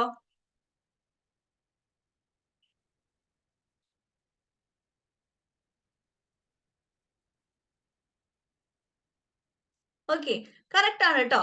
അതായത് ടൈം സീരീസ് അനാലിസിസിൽ നമ്മൾ യൂസ് ചെയ്യുന്ന ടെസ്റ്റ് ആണ് എന്ത്? യൂണിറ്റ് റൂട്ട് എന്ന് പറഞ്ഞിട്ടുണ്ടെങ്കിൽ. അപ്പം യൂണിറ്റ് റൂട്ട് ഉണ്ട് എന്ന് പറഞ്ഞിട്ടുണ്ട് എങ്കിൽ അതിന്റെ അർത്ഥം എന്താണ്? നോൺ സ്റ്റേഷനാരിറ്റി ആണെന്നാണ്. അപ്പൊ യൂണിറ്റ് റൂട്ട് ടെസ്റ്റിന്റെ നൾ ഹൈപ്പോത്തസിസ് എന്ന് പറയുന്നത് നോൺ സ്റ്റേഷനാരിറ്റി ആണ്. അപ്പൊ അത് ഓർത്ത് വെക്കുക. മേ ബി അടുത്ത എക്സാമിന് യൂണിറ്റ് റൂട്ട് ടെസ്റ്റിന്റെ ഓൾട്ടർനേറ്റീവ് ഹൈപ്പോത്തസിസ് എന്താന്ന് ക്വസ്റ്റ്യൻ ചോദിച്ചു കൂടായിക ഇല്ല. ഓക്കെ, അപ്പൊ യൂണിറ്റ് റൂട്ട് ടെസ്റ്റ് എന്താണെന്നും അത് സ്റ്റേഷനാരിറ്റി ആയിട്ടാണ് റിലേറ്റഡ് ആയി നിൽക്കുന്നതെന്നും യൂണിറ്റ് റൂട്ട് ടെസ്റ്റിന്റെ നൾ ഹൈപ്പോത്തസിസ് നോൺ സ്റ്റേഷനാരിറ്റി ആണെന്നും നമ്മൾ അറിഞ്ഞിരിക്കണം. റിപ്പീറ്റഡ് ആയിട്ട് ക്വസ്റ്റ്യൻ വരുന്ന ഒരു ഏരിയ ആണ്. ഇനി നമുക്ക് ഈ ഒരു ടൈം സീരീസ് അനാലിസിസിൽ നമുക്ക് കൺഫ്യൂഷൻ വരുന്ന ഭാഗമാണ്. നമ്മളത് മേ ബി ചോദിക്കും. ഇപ്പൊ കഴിഞ്ഞ എക്സാമിലൊക്കെ ക്വസ്റ്റ്യൻ ചോദിച്ചിട്ടുണ്ടായിരുന്നത് വീക്ക് സ്റ്റേഷനാരിറ്റിയുടെ കണ്ടീഷൻ എന്താണ്? ഈ വീക്ക് സ്റ്റേഷനാരിറ്റി എന്ന് പറഞ്ഞിട്ടുണ്ടെങ്കിലും സ്റ്റേഷനാരിറ്റി തന്നെയാണ് കേട്ടോ. നമുക്ക് കൺഫ്യൂഷൻ വളരെ കൂടുന്നൊരു എന്താ പറയുക ഒരു വേർഡ് ആണ്. നമ്മൾ വീക്ക് സ്റ്റേഷനാരിറ്റി എന്ന് പറയുമ്പോൾ നമ്മൾ വിചാരിക്കും അത് നോൺ സ്റ്റേഷനാരിറ്റി ആയിരിക്കുന്നത്. നോൺ സ്റ്റേഷനാരിറ്റി അല്ല, വീക്ക്ലി സ്റ്റേഷനാരിറ്റി എന്ന് പറഞ്ഞിട്ടുണ്ടെങ്കിലും അതിന്റെ അർത്ഥം സ്റ്റേഷനാരിറ്റി തന്നെയാണ് കേട്ടോ. അത് മറന്നു പോവരുത്. വീക്ക്ലി സ്റ്റേഷനാരിറ്റിയും സെയിം ആണ്. നമ്മൾ വീക്ക് എന്ന് പറഞ്ഞൊരു വേർഡ് അവിടെ കണ്ടത് കൊണ്ട് അത് നോൺ സ്റ്റേഷനാരിറ്റി ആണ് എന്ന് തെറ്റിദ്ധരിക്കേണ്ട കേട്ടോ. ഓക്കെ, അടുത്ത് നമ്മുടെ മാത്തമാറ്റിക്കൽ എക്കണോമിക്സ് എല്ലാവരും എപ്പോഴും പേടിയോടെ കാണുന്ന ഒരു മൊഡ്യൂളാണ്. ഒരുപാട് ക്വസ്റ്റ്യൻസ് പണ്ട് കാലങ്ങളിൽ ചോദിക്കാറുണ്ടായിരുന്നു. പക്ഷെ ഇപ്പം ഗ്രാജുവലി അതിന്റെ നമ്പർ ഓഫ് ക്വസ്റ്റ്യൻസ് കുറഞ്ഞു വരികയാണ്. നമ്പർ ഓഫ് ക്വസ്റ്റ്യൻസ് കുറയുന്നുണ്ട് എങ്കിലും നമ്മളിപ്പം ഈ വട്ടം ചോദിച്ചിട്ടുള്ള ഇൻപുട്ട് ഔട്ട്പുട്ട് അനാലിസിസിന്റെ ക്വസ്റ്റ്യൻ ഒക്കെ എടുത്ത് നോക്കുന്ന സമയത്ത് നമുക്ക് ആ ഒരു ടൈം ഫ്രെയിമിനുള്ളിൽ സോൾവ് ചെയ്യാൻ പറ്റുന്ന ക്വസ്റ്റ്യൻ അല്ലായിരുന്നു ഇൻപുട്ട് ഔട്ട്പുട്ട് അനാലിസിസിൽ നിന്ന് ചോദിച്ചിട്ടുള്ളത്. ആരാണ് സ്ക്രീനിൽ വരയ്ക്കുന്നത്? സ്ക്രീനിൽ വരയ്ക്കല്ലേ? ഓക്കെ, അപ്പൊ നമ്മുടെ ഇൻപുട്ട് ഔട്ട്പുട്ട് അനാലിസിസിൽ നിന്ന് നമുക്ക് സോൾവ് ചെയ്യാൻ പറ്റും, പക്ഷെ ആ ഒരു സമയപരിമിതിക്കുള്ളിൽ നമുക്ക് സോൾവ് ചെയ്യാൻ പറ്റാത്ത ഒരു ക്വസ്റ്റ്യൻ ആയിരുന്നു ചോദിച്ചിട്ടുണ്ടായിരുന്നത്. പിന്നെ ഒരു ഇലാസ്റ്റിസിറ്റി റിലേറ്റഡ് ആയിട്ടുള്ള ഒരു സിമ്പിൾ കോൺസെപ്റ്റ് ചോദിച്ചിട്ടുണ്ടായിരുന്നു. ഓൾസോ മെട്രിസസിൽ നിന്നും സിമ്പിൾ കോൺസെപ്റ്റ് ചോദിച്ചു. ഈ ഒരു മെട്രിസസ് എന്ന് പറഞ്ഞിട്ടുള്ള ഭാഗം ഡിസംബർ 2023 മുതലാണ് ഇത്രയും അധികം ചോദിച്ച് കണ്ടുവരുന്നത് കേട്ടോ. അതിനു മുമ്പൊക്കെ നമ്മൾക്ക് ജസ്റ്റ് റാങ്ക് കണ്ടുപിടിക്കാനൊക്കെ ആയിരുന്നു ക്വസ്റ്റ്യൻ വന്നുകൊണ്ടിരുന്നത്. ഇപ്പൊ മെട്രിക്സിൽ ഇത് ഡിഫൈൻഡ് ആണോ അൺഡിഫൈൻഡ് ആണോ എന്നൊക്കെ ക്വസ്റ്റ്യൻസ് വരാറുണ്ട്. അപ്പൊ മെട്രിക്സിന്റെ മൾട്ടിപ്ലിക്കേഷൻ കൃത്യമായിട്ട് അറിയുന്ന ഒരു കുട്ടീനെ സംബന്ധിച്ച് ഇത് സിമ്പിൾ ആയിട്ട് ആൻസർ ചെയ്യാൻ പറ്റുന്ന ക്വസ്റ്റ്യൻ ആണ് മെട്രിക്സിൽ നിന്ന് വരാറുള്ളത്. ഓവർ കൺഫ്യൂസിംഗ് ആയിട്ടുള്ള ക്വസ്റ്റ്യൻസ് മെട്രിക്സിൽ നിന്ന് കണ്ടുവരാറില്ല. ജസ്റ്റ് ആ മെട്രിക്സിന്റെ ഓപ്പറേഷൻസ് പഠിച്ചു വെക്കുക, പിന്നെ നമ്മുടെ ആ ഒരു ഡിറ്റർമിനന്റിന്റെ പ്രോപ്പർട്ടീസ് പഠിച്ചു വെക്കുക. ഇതൊക്കെയാണ് മെട്രിക്സിൽ നിന്ന് വരുന്ന ക്വസ്റ്റ്യൻ എന്ന് പറയുന്നത്. അപ്പം ഈ ഒരു ലീനിയർ പ്രോഗ്രാമിംഗിൽ നിന്ന് നമുക്ക് എന്താ വരുന്നത്? സ്റ്റേറ്റ്മെന്റ് ടൈപ്പ് ക്വസ്റ്റ്യൻസ് ആ വരാറ് കേട്ടോ. ഓക്കെ, നമുക്ക് ഫീസിബിൾ സൊല്യൂഷൻ, ഒബ്ജക്റ്റീവ് ഫംഗ്ഷൻ എന്നൊക്കെ പറഞ്ഞിട്ട് ഒരുപാട് ചെറിയ ചെറിയ കോൺസെപ്റ്റ് ലീനിയർ പ്രോഗ്രാമിംഗിൽ ഉണ്ട്. അപ്പൊ ലീനിയർ പ്രോഗ്രാമിംഗിൽ ഇതുപോലുള്ള ചെറിയ കോൺസെപ്റ്റ് അല്ലെങ്കിൽ ബേസിക്കിൽ നിന്നാണ് എന്ത് വരുന്നത്? സ്റ്റേറ്റ്മെന്റ് ആയിട്ട് ക്വസ്റ്റ്യൻ വരുന്നത്. അപ്പൊ ലീനിയർ പ്രോഗ്രാമിംഗും ഇൻപുട്ട് ഔട്ട്പുട്ട് അനാലിസിസും നമ്മുടെ ഇലാസ്റ്റിസിറ്റി മെട്രിക്സും ഒരിക്കലും വിട്ടുപോകരുത്. ഇലാസ്റ്റിസിറ്റി പഠിക്കണമെങ്കിൽ നമുക്ക് എന്തറിയണം? ഏകദേശം നമ്മുടെ മാർജിനൽ കൺസെപ്റ്റിനെ കുറിച്ച് ഒരു ഐഡിയ വേണം അല്ലെ? ഓക്കെ, നമ്മൾ first order derivative, second order ഡെറിവേറ്റീവിനെ പറ്റിയിട്ടൊക്കെ ഒരു ഐഡിയ ഉണ്ടെങ്കിലാണ് നമുക്ക് ഇലാസ്റ്റിസിറ്റി ഏകദേശം സോൾവ് ചെയ്യാൻ വേണ്ടിയിട്ട് പറ്റുക. അപ്പൊ മാർജിനൽ കൺസെപ്റ്റ് അറിയുന്ന ഒരു കുട്ടീനെ സംബന്ധിച്ച് ഇലാസ്റ്റിസിറ്റി നമുക്ക് സിമ്പിൾ ആയിട്ട് സോൾവ് ചെയ്യാൻ വേണ്ടിയിട്ട് പറ്റും. അപ്പം നമ്മുടെ ഡിഫറൻസിയേഷൻ ഒക്കെ പഠിക്കുക എന്നുള്ളത് മാത്തമാറ്റിക്കൽ എക്കണോമിക്സിൽ ഇമ്പോർട്ടന്റ് ആണ്.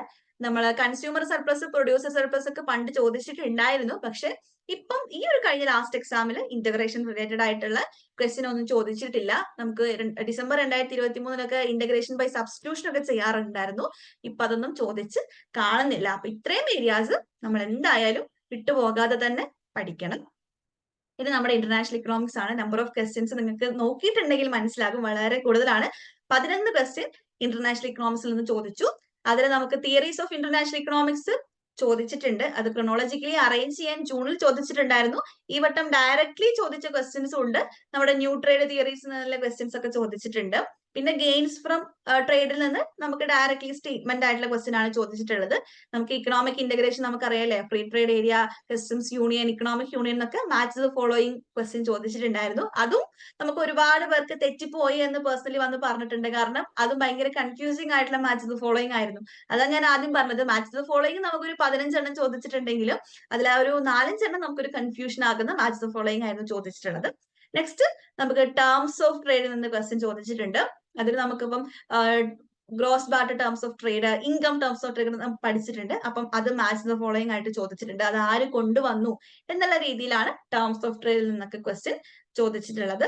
സോ ഇത്രയും ഭാഗങ്ങൾ നിങ്ങൾ ഇന്റർനാഷണൽ ട്രേഡിൽ കൃത്യമായിട്ട് പഠിക്കുക. ഇനി ഇത് കൂടാതെ നമുക്ക് റീജിയണൽ കോർപ്പറേഷൻസ് എന്ന് പറഞ്ഞിട്ടൊരു ഭാഗം കൂടി ഉണ്ട്. നമുക്കിപ്പം സാർക്ക്, നാഫ്ത അതുപോലുള്ള കുറച്ച് ഇന്റർനാഷണൽ ഓർഗനൈസേഷനിൽ റീജിയണൽ കോർപ്പറേഷൻസ് ഉണ്ട്. അപ്പം അതിൽ നിന്ന് ഒരുപാട് ക്വസ്റ്റ്യൻസ് ഇതുപോലെ ക്രൊണോളജിക്കലി അറേഞ്ച് ചെയ്യാൻ വരാറുണ്ട്. അല്ലെങ്കിൽ നമുക്കിപ്പം WTO, ഗാട്ട് അങ്ങനെയുള്ള ഭാഗങ്ങളിൽ നിന്നുള്ള ക്രൊണോളജിക്കലി അറേഞ്ച് ചെയ്യാനുള്ള ക്വസ്റ്റ്യൻ നമ്മൾ എക്സ്പെക്ട് ചെയ്യണം. മേ ബി ചോദിക്കാനുള്ള സാധ്യതയുണ്ട്. ഗാട്ട് റൗണ്ട് ഒക്കെ എപ്പോഴും ചോദിക്കുന്നതാണ്. അത് നമുക്ക് കുറച്ച് കൺഫ്യൂഷൻ ആകുന്ന റൗണ്ടുകളുടെ പേരും അതിലുണ്ട്. അപ്പൊ ഗാട്ടിന്റെ റൗണ്ട്, WTO റിലേറ്റഡ് ആയിട്ടുള്ള കാര്യങ്ങൾ, അതിന്റെ ഇയർ, അതൊക്കെ കൃത്യമായിട്ട് പഠിക്കുക കേട്ടോ. ക്രോണോളജിക്കലി ഉള്ള ക്വസ്റ്റ്യൻസ് കുറെ ചോദിക്കുന്നത് കൊണ്ട് അങ്ങനെയുള്ള ഭാഗങ്ങൾ സ്കിപ്പ് ചെയ്യാതിരിക്കാൻ വേണ്ടിയിട്ട് ശ്രദ്ധിക്കുക. അടുത്തത് നമ്മുടെ പബ്ലിക് ഫിനാൻസ് ആണ്. നമ്മളെപ്പോഴും ഭയങ്കര സമാധാനപരമായിട്ട് കൊണ്ടുപോകുന്ന ഒരു മൊഡ്യൂളാണ് പബ്ലിക് ഫിനാൻസ് എന്ന് പറയുന്നത്. നമ്പർ ഓഫ് ക്വസ്റ്റ്യൻസ് കൂടുതലാണെങ്കിലും നമുക്ക് എപ്പോഴും ഒരു 8 ക്വസ്റ്റ്യൻ ചോദിച്ചിട്ടുണ്ടെങ്കിൽ അതിൽ മിനിമം ഒരു 5 ക്വസ്റ്റ്യൻ നമുക്ക് ആൻസർ ചെയ്യാൻ പറ്റുന്ന ക്വസ്റ്റ്യൻ ആയിരിക്കും. അതിലും വരുന്ന ഏരിയാസും എപ്പോഴും റിപ്പീറ്റഡ് ആയിരിക്കും. കോസ്റ്റ് തിയറം എപ്പോഴും ക്വസ്റ്റ്യൻ വരുന്നതാണ്. ടൈപ്പ് ഓഫ് ഗുഡ് നമ്മൾ എല്ലാവർക്കും അറിയുന്നതും എപ്പോഴും ക്വസ്റ്റ്യൻ വരുന്ന ഒരു ഏരിയ ആണ്. പിന്നെ നമ്മുടെ tax, public revenue, indirect tax, Pigovian tax, asymmetric information. ഈ ടൈപ്സ് ഓഫ് ഗുഡ്സും അസിമെട്രിക് ഇൻഫോർമേഷനും കോസ്റ്റ് തിയറവും ഒന്നും ഇല്ലാത്ത ക്വസ്റ്റ്യൻ പേപ്പറും ഇതുപോലെ നമുക്ക് കാണാൻ വേണ്ടിയിട്ട് പറ്റില്ല കേട്ടോ. കോസ്റ്റ് തിയറത്തിന്റെ അസംഷൻസ് നമ്മൾ എല്ലാവരും പഠിക്കുന്നതാണ്. വെൽ ഡിഫൈൻഡ് പ്രോപ്പർട്ടി റൈറ്റ് ആയിരിക്കണം, കംപ്ലീറ്റ് ഇൻഫോർമേഷൻ ആയിരിക്കണം, നമുക്ക് ഇൻകം എഫക്ട് അല്ലെങ്കിൽ വെൽത്ത് എഫക്ട് ഉണ്ടാകില്ല. ഈ 3 അസംഷൻ അറിയുന്ന കുട്ടിക്ക് ആൻസർ ചെയ്യാൻ പറ്റുന്ന ക്വസ്റ്റ്യൻ ആണ് കോസ്റ്റ് തിയറം എന്ന് ചോദിക്കാറുള്ളത്. ഇനിയിപ്പോ ടൈപ്പ് ഓഫ് ഗുഡ് ആണെങ്കിൽ നമുക്കിപ്പോ പബ്ലിക് ഗുഡിന്റെ ഫീച്ചേഴ്സിനെ കുറിച്ചാണ് മോസ്റ്റ് പ്രോബബ്ലി ക്വസ്റ്റ്യൻ ചോദിക്കാറുള്ളത്. ഡയറക്ട് ടാക്സും ഇൻഡയറക്ട് ടാക്സും എടുക്കുകയാണെങ്കിൽ നമുക്ക് ഈ വട്ടം ചോദിച്ചിട്ടുണ്ടായിരുന്നത് നമുക്ക് ഇൻഡയറക്ട് ടാക്സസിന്റെ ഫീച്ചേഴ്സ് വെച്ചിട്ടുള്ള ക്വസ്റ്റ്യൻ ആണ്. പിഗോവിയൻ ടാക്സും ഡയറക്ട് സ്റ്റേറ്റ്മെന്റ് ക്വസ്റ്റ്യൻ ആയിരുന്നു. അസിമെട്രിക് ഇൻഫോർമേഷൻ നമുക്കിപ്പം മാർക്കറ്റ് ഫോർ ലെമൺ ഒക്കെ ചോദിച്ചിട്ടുണ്ട്. അതും എന്താ പറയാ, പബ്ലിക് ഫിനാൻസിൽ നമ്മൾ പണ്ട് മുതലേ പഠിക്കുന്ന കോൺസെപ്റ്റ് ആണിത്. നമുക്കിപ്പം ആഡ് ഓൺ ചെയ്ത് പഠിക്കാൻ ഇപ്പൊ GST ഒക്കെ വന്നിട്ടുള്ളൂ. അല്ലാതെ പബ്ലിക് ഫിനാൻസ് എന്നുള്ള ക്വസ്റ്റ്യൻസ് ഒക്കെ നോർമലി ഒരു കുട്ടീനെ സംബന്ധിച്ച് ആൻസർ ചെയ്യാൻ പറ്റുന്ന ടൈപ്പ് ഓഫ് ക്വസ്റ്റ്യൻ ആണ്. അപ്പൊ നമുക്ക് പബ്ലിക് ഫിനാൻസ് എന്നുള്ളൊരു സിമ്പിൾ ക്വസ്റ്റ്യൻ ചെയ്ത് നോക്കാം. എക്സ്റ്റേണാലിറ്റി റിലേറ്റഡ് ആയിട്ടുള്ള ക്വസ്റ്റ്യൻ ആണ്. കോസ്റ്റ് തിയറവുമായിട്ട് ബന്ധമുണ്ട്, ചെയ്ത് നോക്കാം കേട്ടോ. ഇതിൽ ഏതാണ് കറക്റ്റ് എന്നാണ്, അതായത് കോസ്റ്റ് തിയറം എന്താണ് ആർഗ്യൂ ചെയ്യുന്നത് എന്നാണ് ക്വസ്റ്റ്യനിൽ ചോദിച്ചിരിക്കുന്നത്. Social optimum can be attained only through government intervention. Social optimum can also be attained by mutual agreement between private parties. Income effect and transaction cost are to be considered always. Property right cannot assigned to any party. Simple question ആണ്. ഞാൻ നേരത്തെ പറഞ്ഞ പോലെ assumptions അറിയുന്ന ഒരു കുട്ടിക്ക് ഇത് simple ആയിരിക്കും. കോസ്റ്റ് തിയറത്തിന്റെ അസംഷൻ എന്താണ് എന്ന് കൃത്യമായിട്ട് ബോധമുള്ള ഒരാൾക്ക് ഇതിൽ നമുക്ക് മറിച്ചൊന്ന് വേറൊരു ഓപ്ഷൻസ് വായിക്കേണ്ട ആവശ്യം പോലും ഉണ്ടാവില്ല. ആൻസർ ചെയ്തേ എല്ലാവരും.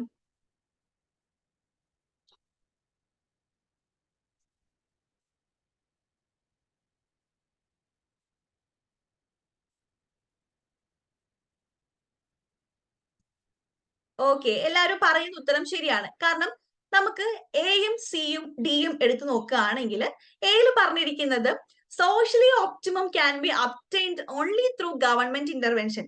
കോസ്റ്റ് തിയറത്തിന്റെ അസംഷൻസിൽ എവിടെയും നമ്മൾ ഗവൺമെന്റ് ഇന്റർവെൻഷനെ കുറിച്ച് പ്രതിപാദിക്കുന്നില്ല. അവിടെ എന്താ പറഞ്ഞിട്ടുള്ളത്? പ്രൈവറ്റ് പാർട്ടീസ് തമ്മിലുള്ള മ്യൂച്വൽ എഗ്രിമെന്റ് ആണ് ഒരു സോഷ്യലി ഒപ്റ്റിമം ആയിട്ടുള്ള ഡിസിഷനിലേക്ക് നയിക്കുന്നത് എന്നാണ് പറയുന്നത്. ഓക്കെ, അപ്പം ഫസ്റ്റ് അസംഷൻ തെറ്റാണ് നമുക്കറിയാം. ഇനി സി എന്ന് പറഞ്ഞ പോയിന്റ് എടുക്കുക.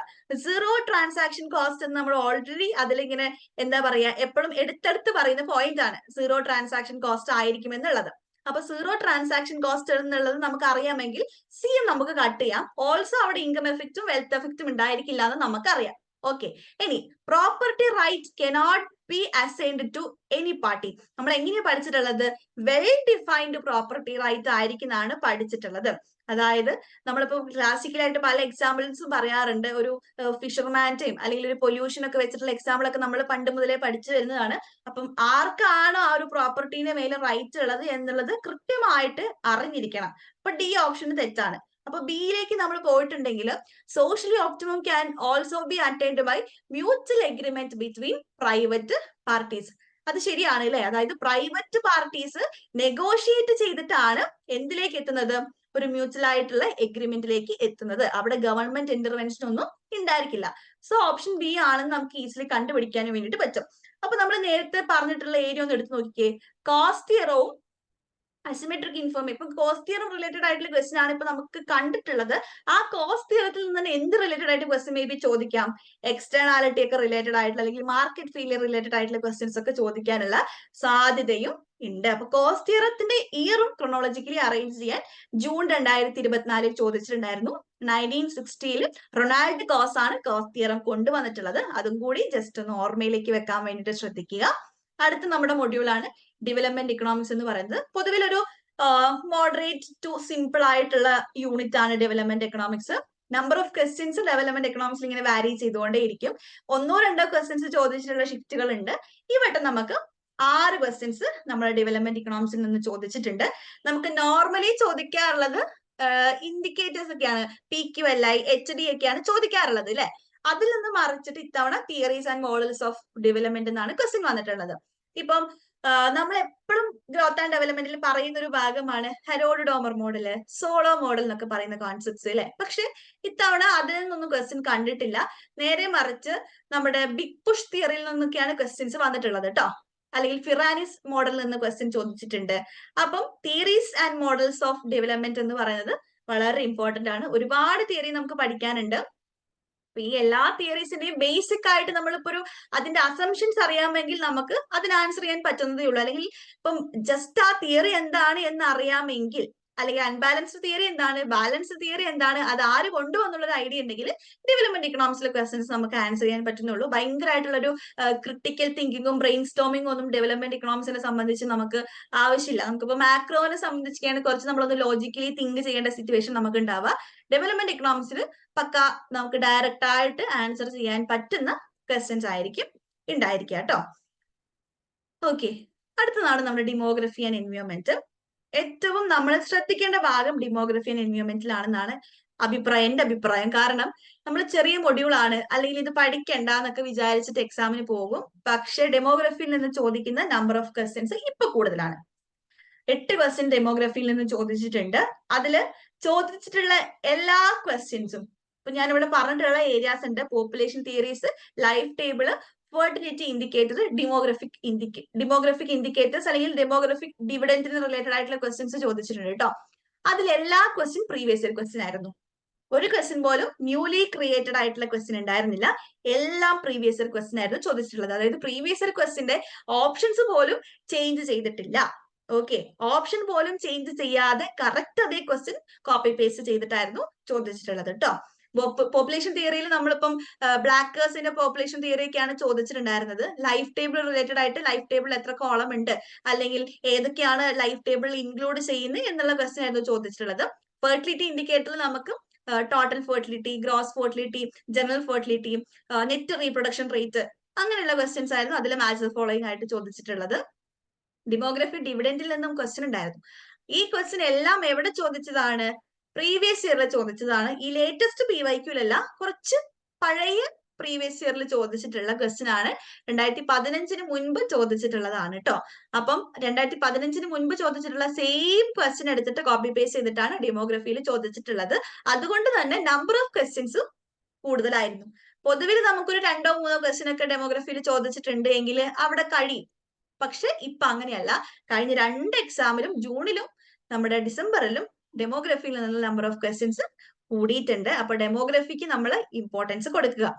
ഇനി നമ്മൾ ഇതിന് മുൻപ് ഒരു വെബിനാർ സെഷൻ ഡീൽ ചെയ്തപ്പോൾ നമ്മൾ പറഞ്ഞിട്ടുണ്ടായിരുന്നു മണി ആൻഡ് ബാങ്കിങ്ങിൽ നിന്ന് ഒരുപാട് ക്വസ്റ്റ്യൻ ചോദിക്കുന്നുണ്ട് എന്ന്.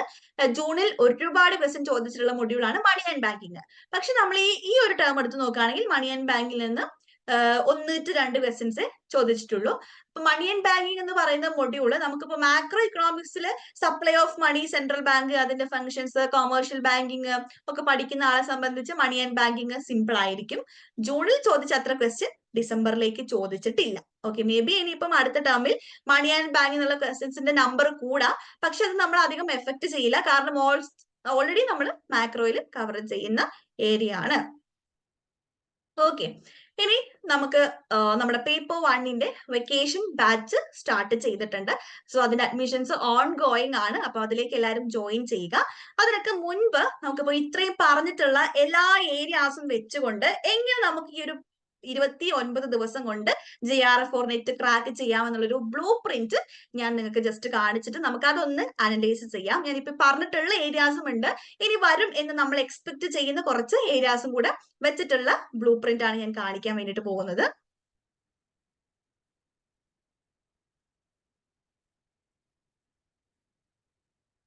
ഇനി നമുക്ക് ജസ്റ്റ് ബ്ലൂ പ്രിന്റ് എന്താണെന്ന് നോക്കാം.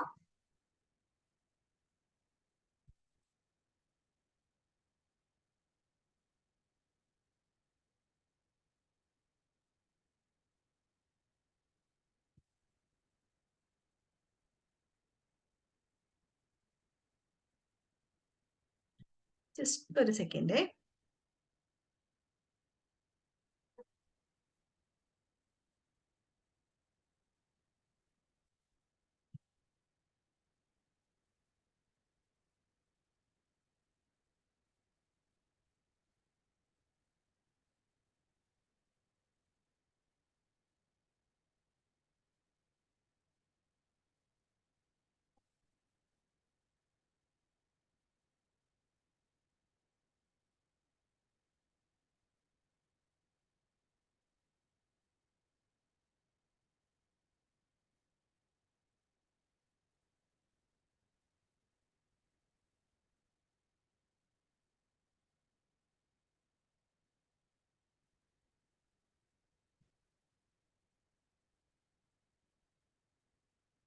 ഓക്കെ, എല്ലാവർക്കും സ്ക്രീന് കാണാൻ പറ്റുന്നുണ്ടല്ലോ അല്ലെ? നമ്മുടെ ബ്ലൂ പ്രിന്റ് കാണുന്നുണ്ടല്ലോ അല്ലെ? ജസ്റ്റ് ഒന്ന് ചാറ്റ് ബോക്സിൽ പറഞ്ഞാൽ മതി. ഓക്കെ, നമുക്കിപ്പോ ഇത്രയും നേരം നമ്മൾ ഡിസ്കസ് ചെയ്തിട്ടുള്ള ഏരിയാസും മേ ബി ഇനി ചോദിക്കാൻ സാധ്യതയുള്ള ഏരിയാസും നമുക്ക് ഈ ഒരു ബ്ലൂ പ്രിന്റിൽ ഇൻക്ലൂഡ് ചെയ്തിട്ടുണ്ട്. അതിൽ ഫസ്റ്റ് ഉള്ളത് നമ്മുടെ മൈക്രോ ഇക്കണോമിക്സ് ആണ്. അതിൽ ordinal approach, okay, utility analysis കാര്യങ്ങളൊക്കെ ചോദിച്ചിട്ടുള്ള ഓർഡിനൽ അപ്രോച്ച്, നമ്മുടെ ഇൻഡിഫറൻസ് കർവ് റിലേറ്റഡ് ആയിട്ടുള്ള കാര്യങ്ങളൊക്കെ അതിൽ ചോദിക്കുന്നുണ്ട്. ഇനി നമ്മൾ പറഞ്ഞ പോലെ തന്നെ നമ്മുടെ theory of production, CD production function, CES production function. CD production ഫംഗ്ഷന്റെ പ്രോപ്പർട്ടീസ് നമ്മൾ കൃത്യമായിട്ട് പഠിക്കുക. CES പ്രൊഡക്ഷൻ ഫംഗ്ഷന്റെയും പ്രോപ്പർട്ടീസ് പഠിക്കുക. ഇലാസ്റ്റിറ്റി ഓഫ് സബ്സ്റ്റിറ്റ്യൂഷൻ ആയിരുന്നു നമ്മുടെ ഈ ഒരു ടേമിൽ ക്വസ്റ്റ്യൻ ചോദിച്ചിട്ടുള്ളത്. അപ്പം അതേപോലത്തെ തന്നെ ക്വസ്റ്റ്യൻസ് നമുക്ക് അടുത്ത എക്സാമിലും എക്സ്പെക്ട് ചെയ്യാൻ വേണ്ടിയിട്ട് പറ്റും. തിയറി ഓഫ് കോസ്റ്റ് വളരെ ഇമ്പോർട്ടന്റ് ആണ്. നമുക്ക് കോസ്റ്റ് കർവുകൾ റിലേറ്റഡ് ആയിട്ടുള്ള ക്വസ്റ്റ്യൻ ജൂണിൽ ചോദിച്ചിട്ടുണ്ടായിരുന്നു, ഡിസംബറിൽ ചോദിച്ചിട്ടില്ല. മേ ബി നമുക്ക് ജൂൺ 2025 എക്സാമിൽ എക്സ്പെക്ട് ചെയ്യാം. ഗെയിം തിയറിയിൽ സ്പെസിഫിക്കലി നമ്മൾ എപ്പോഴും പഠിച്ചിട്ട് പോകേണ്ട ഭാഗമാണ് നാഷ് ഇക്വിലിബ്രിയം എന്ന് പറയുന്ന ഭാഗം. അപ്പൊ ഗെയിം തിയറിയിൽ ഈ നാഷ് ഇക്വിലിബ്രിയം അല്ലാണ്ട് നിങ്ങൾ മേ ബി സ്റ്റേറ്റ്മെന്റ് ഒക്കെ ആയിട്ട് നമുക്കിപ്പോ ഡോമിനന്റ് സ്ട്രാറ്റജി എന്താണ്, പേ ഓഫ് മെട്രിക്സ് എന്താണ് എന്നുള്ള രീതിയിലും ക്വസ്റ്റ്യൻസ് നമുക്ക് എക്സ്പെക്ട് ചെയ്യാം. നെക്സ്റ്റ് വെൽഫെയർ എക്കണോമിക്സ് ആണ്. അടുത്തത് അസിമെട്രിക് ഇൻഫോർമേഷൻ ആണ്. ഈ അസിമെട്രിക് ഇൻഫോർമേഷൻ എന്നുള്ള ഭാഗം നമ്മൾ മൈക്രോയിൽ പഠിച്ചിട്ടുണ്ടെങ്കിൽ പിന്നെ നമുക്ക് പബ്ലിക് ഫിനാൻസിൽ പഠിക്കേണ്ട ആവശ്യമില്ല, അത് ആ ഒരു ഏരിയയിൽ കവർ ആയി പോയിക്കോളും. അപ്പൊ മൈക്രോയിൽ നമ്മൾ സ്ട്രെസ് കൊടുത്ത് പഠിക്കേണ്ട ഭാഗമാണ് ഈ ഒരു 6 സബ് ടോപ്പിക് ആയിട്ട് ഇൻക്ലൂഡ് ചെയ്തിരിക്കുന്നത്. അപ്പൊ ഇത്രയും ഭാഗങ്ങൾ നമ്മൾ കൃത്യമായിട്ട് തന്നെ പഠിക്കുക. അടുത്തത് നമ്മുടെ മാക്രോ എക്കണോമിക്സ് ആണ്. അതിൽ കൺസംഷൻ തിയറീസ് വളരെ ഇമ്പോർട്ടന്റ് ആണ്. കൺസംഷൻ തിയറീസ് എപ്പോഴും ക്വസ്റ്റ്യൻസ് ചോദിക്കുന്നുണ്ട്. അതായത് consumption theories match the following ആയിട്ട് ചോദിക്കും, അത് ക്രൊണോളജിക്കലി അറേഞ്ച് ചെയ്യാൻ വേണ്ടിയിട്ട് ചോദിക്കാം, അല്ലെങ്കിൽ ഇപ്പം നമുക്കിപ്പം റിയൽ പെർമനന്റ് ഇൻകം ഹൈപ്പോത്തീസിസ് അല്ലെങ്കിൽ റിലേറ്റീവ് ഇൻകം ഹൈപ്പോത്തീസിസ് ആര് കൊണ്ടുവന്നു, അല്ലെങ്കിൽ റാച്ചറ്റ് ഇഫക്റ്റ് ആര് കൊണ്ടുവന്നു, ഡിമോൺസ്ട്രേഷൻ ഇഫക്റ്റ് ആര് കൊണ്ടുവന്നു, അങ്ങനത്തെ ക്വസ്റ്റ്യൻസ് മേ ബി ചോദിക്കാനുള്ള സാധ്യതയുണ്ട്. ഇൻവെസ്റ്റ്മെന്റ് തിയറീസ് അതിൽ നമ്മൾ MEC ഒക്കെ പഠിക്കാറുണ്ട്. MEC റിലേറ്റഡ് ആയിട്ടുള്ള ക്വസ്റ്റ്യൻ ഈ വട്ടവും വന്നിട്ടുണ്ടായിരുന്നു. സോ അതും നിങ്ങൾ ഓർത്ത് വെക്കുക. ഡിമാൻഡ് ഫോർ മണിയിലെ സ്പെക്യുലേറ്റീവ് ഡിമാൻഡ് ഫോർ മണിയിലെ ക്വസ്റ്റ്യൻ വരാറുണ്ട്, ഈ വട്ടവും വന്നിട്ടുണ്ടായിരുന്നു. അപ്പൊ സ്പെക്യുലേറ്റീവ് ഡിമാൻഡ് ഫോർ മണി എന്നുള്ള കോൺസെപ്റ്റ് എല്ലാവരും പഠിക്കുക. Demand for money chronologically arrange ചെയ്യാനും പഠിക്കണം. നെക്സ്റ്റ് നമ്മുടെ Phillips curve, NAIRU, rational and adaptive expectation ആണ്. നമ്മൾ മാക്രോ എടുത്ത് നോക്കുകയാണെങ്കിൽ ISL ഫ്രെയിം വർക്കും ഈ ഒരു ഫിലിപ്സ് കർവും ഇല്ലാത്ത ക്വസ്റ്റ്യൻ പേപ്പർ കാണാൻ വേണ്ടി പറ്റില്ല.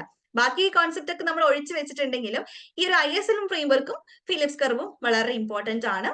അപ്പം ISL ഫ്രെയിം വർക്കും നമ്മൾ കൃത്യമായിട്ട് അനലൈസ് ചെയ്ത് ഡയഗ്രാം ഒക്കെ വരച്ച് അതിന്റെ ഷിഫ്റ്റ് സ്ലോപ്പ് റിലേറ്റഡ് ആയിട്ടുള്ള ക്വസ്റ്റ്യൻസ് ആണ് വരാറ്. അപ്പം കൃത്യമായിട്ട് IS കർവിന്റെ ഷിഫ്റ്റ്, LM കർവിന്റെ ഷിഫ്റ്റ്, അതിന്റെ സ്ലോപ്പ് എങ്ങനെയാണ്, സ്ലോപ്പിനെ ഡിറ്റർമൈൻ ചെയ്യുന്ന ഫാക്ടേഴ്സ് എന്തൊക്കെയാണ്, അത് പഠിച്ചിട്ടുണ്ടെങ്കിൽ കൃത്യമായിട്ട് നമുക്ക് ക്വസ്റ്റ്യൻ ആൻസർ ചെയ്യാൻ പറ്റും.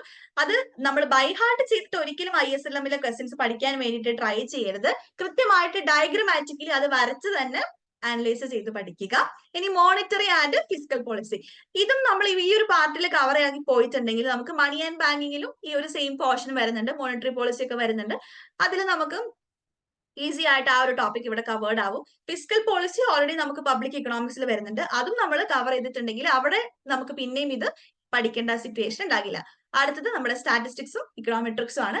നേരത്തെ പറഞ്ഞ പോലെ തന്നെ നമ്മുടെ പ്രോബബിലിറ്റി തിയറിയും സാമ്പിളിംഗ് ആൻഡ് എസ്റ്റിമേഷനും CLRM എസംഷൻസ് ടൈം സീരീസിൽ കൃത്യമായിട്ട് പഠിക്കേണ്ടത് സ്റ്റേഷനാരിറ്റിയും യൂണിറ്റ് റൂട്ടും ആണ്.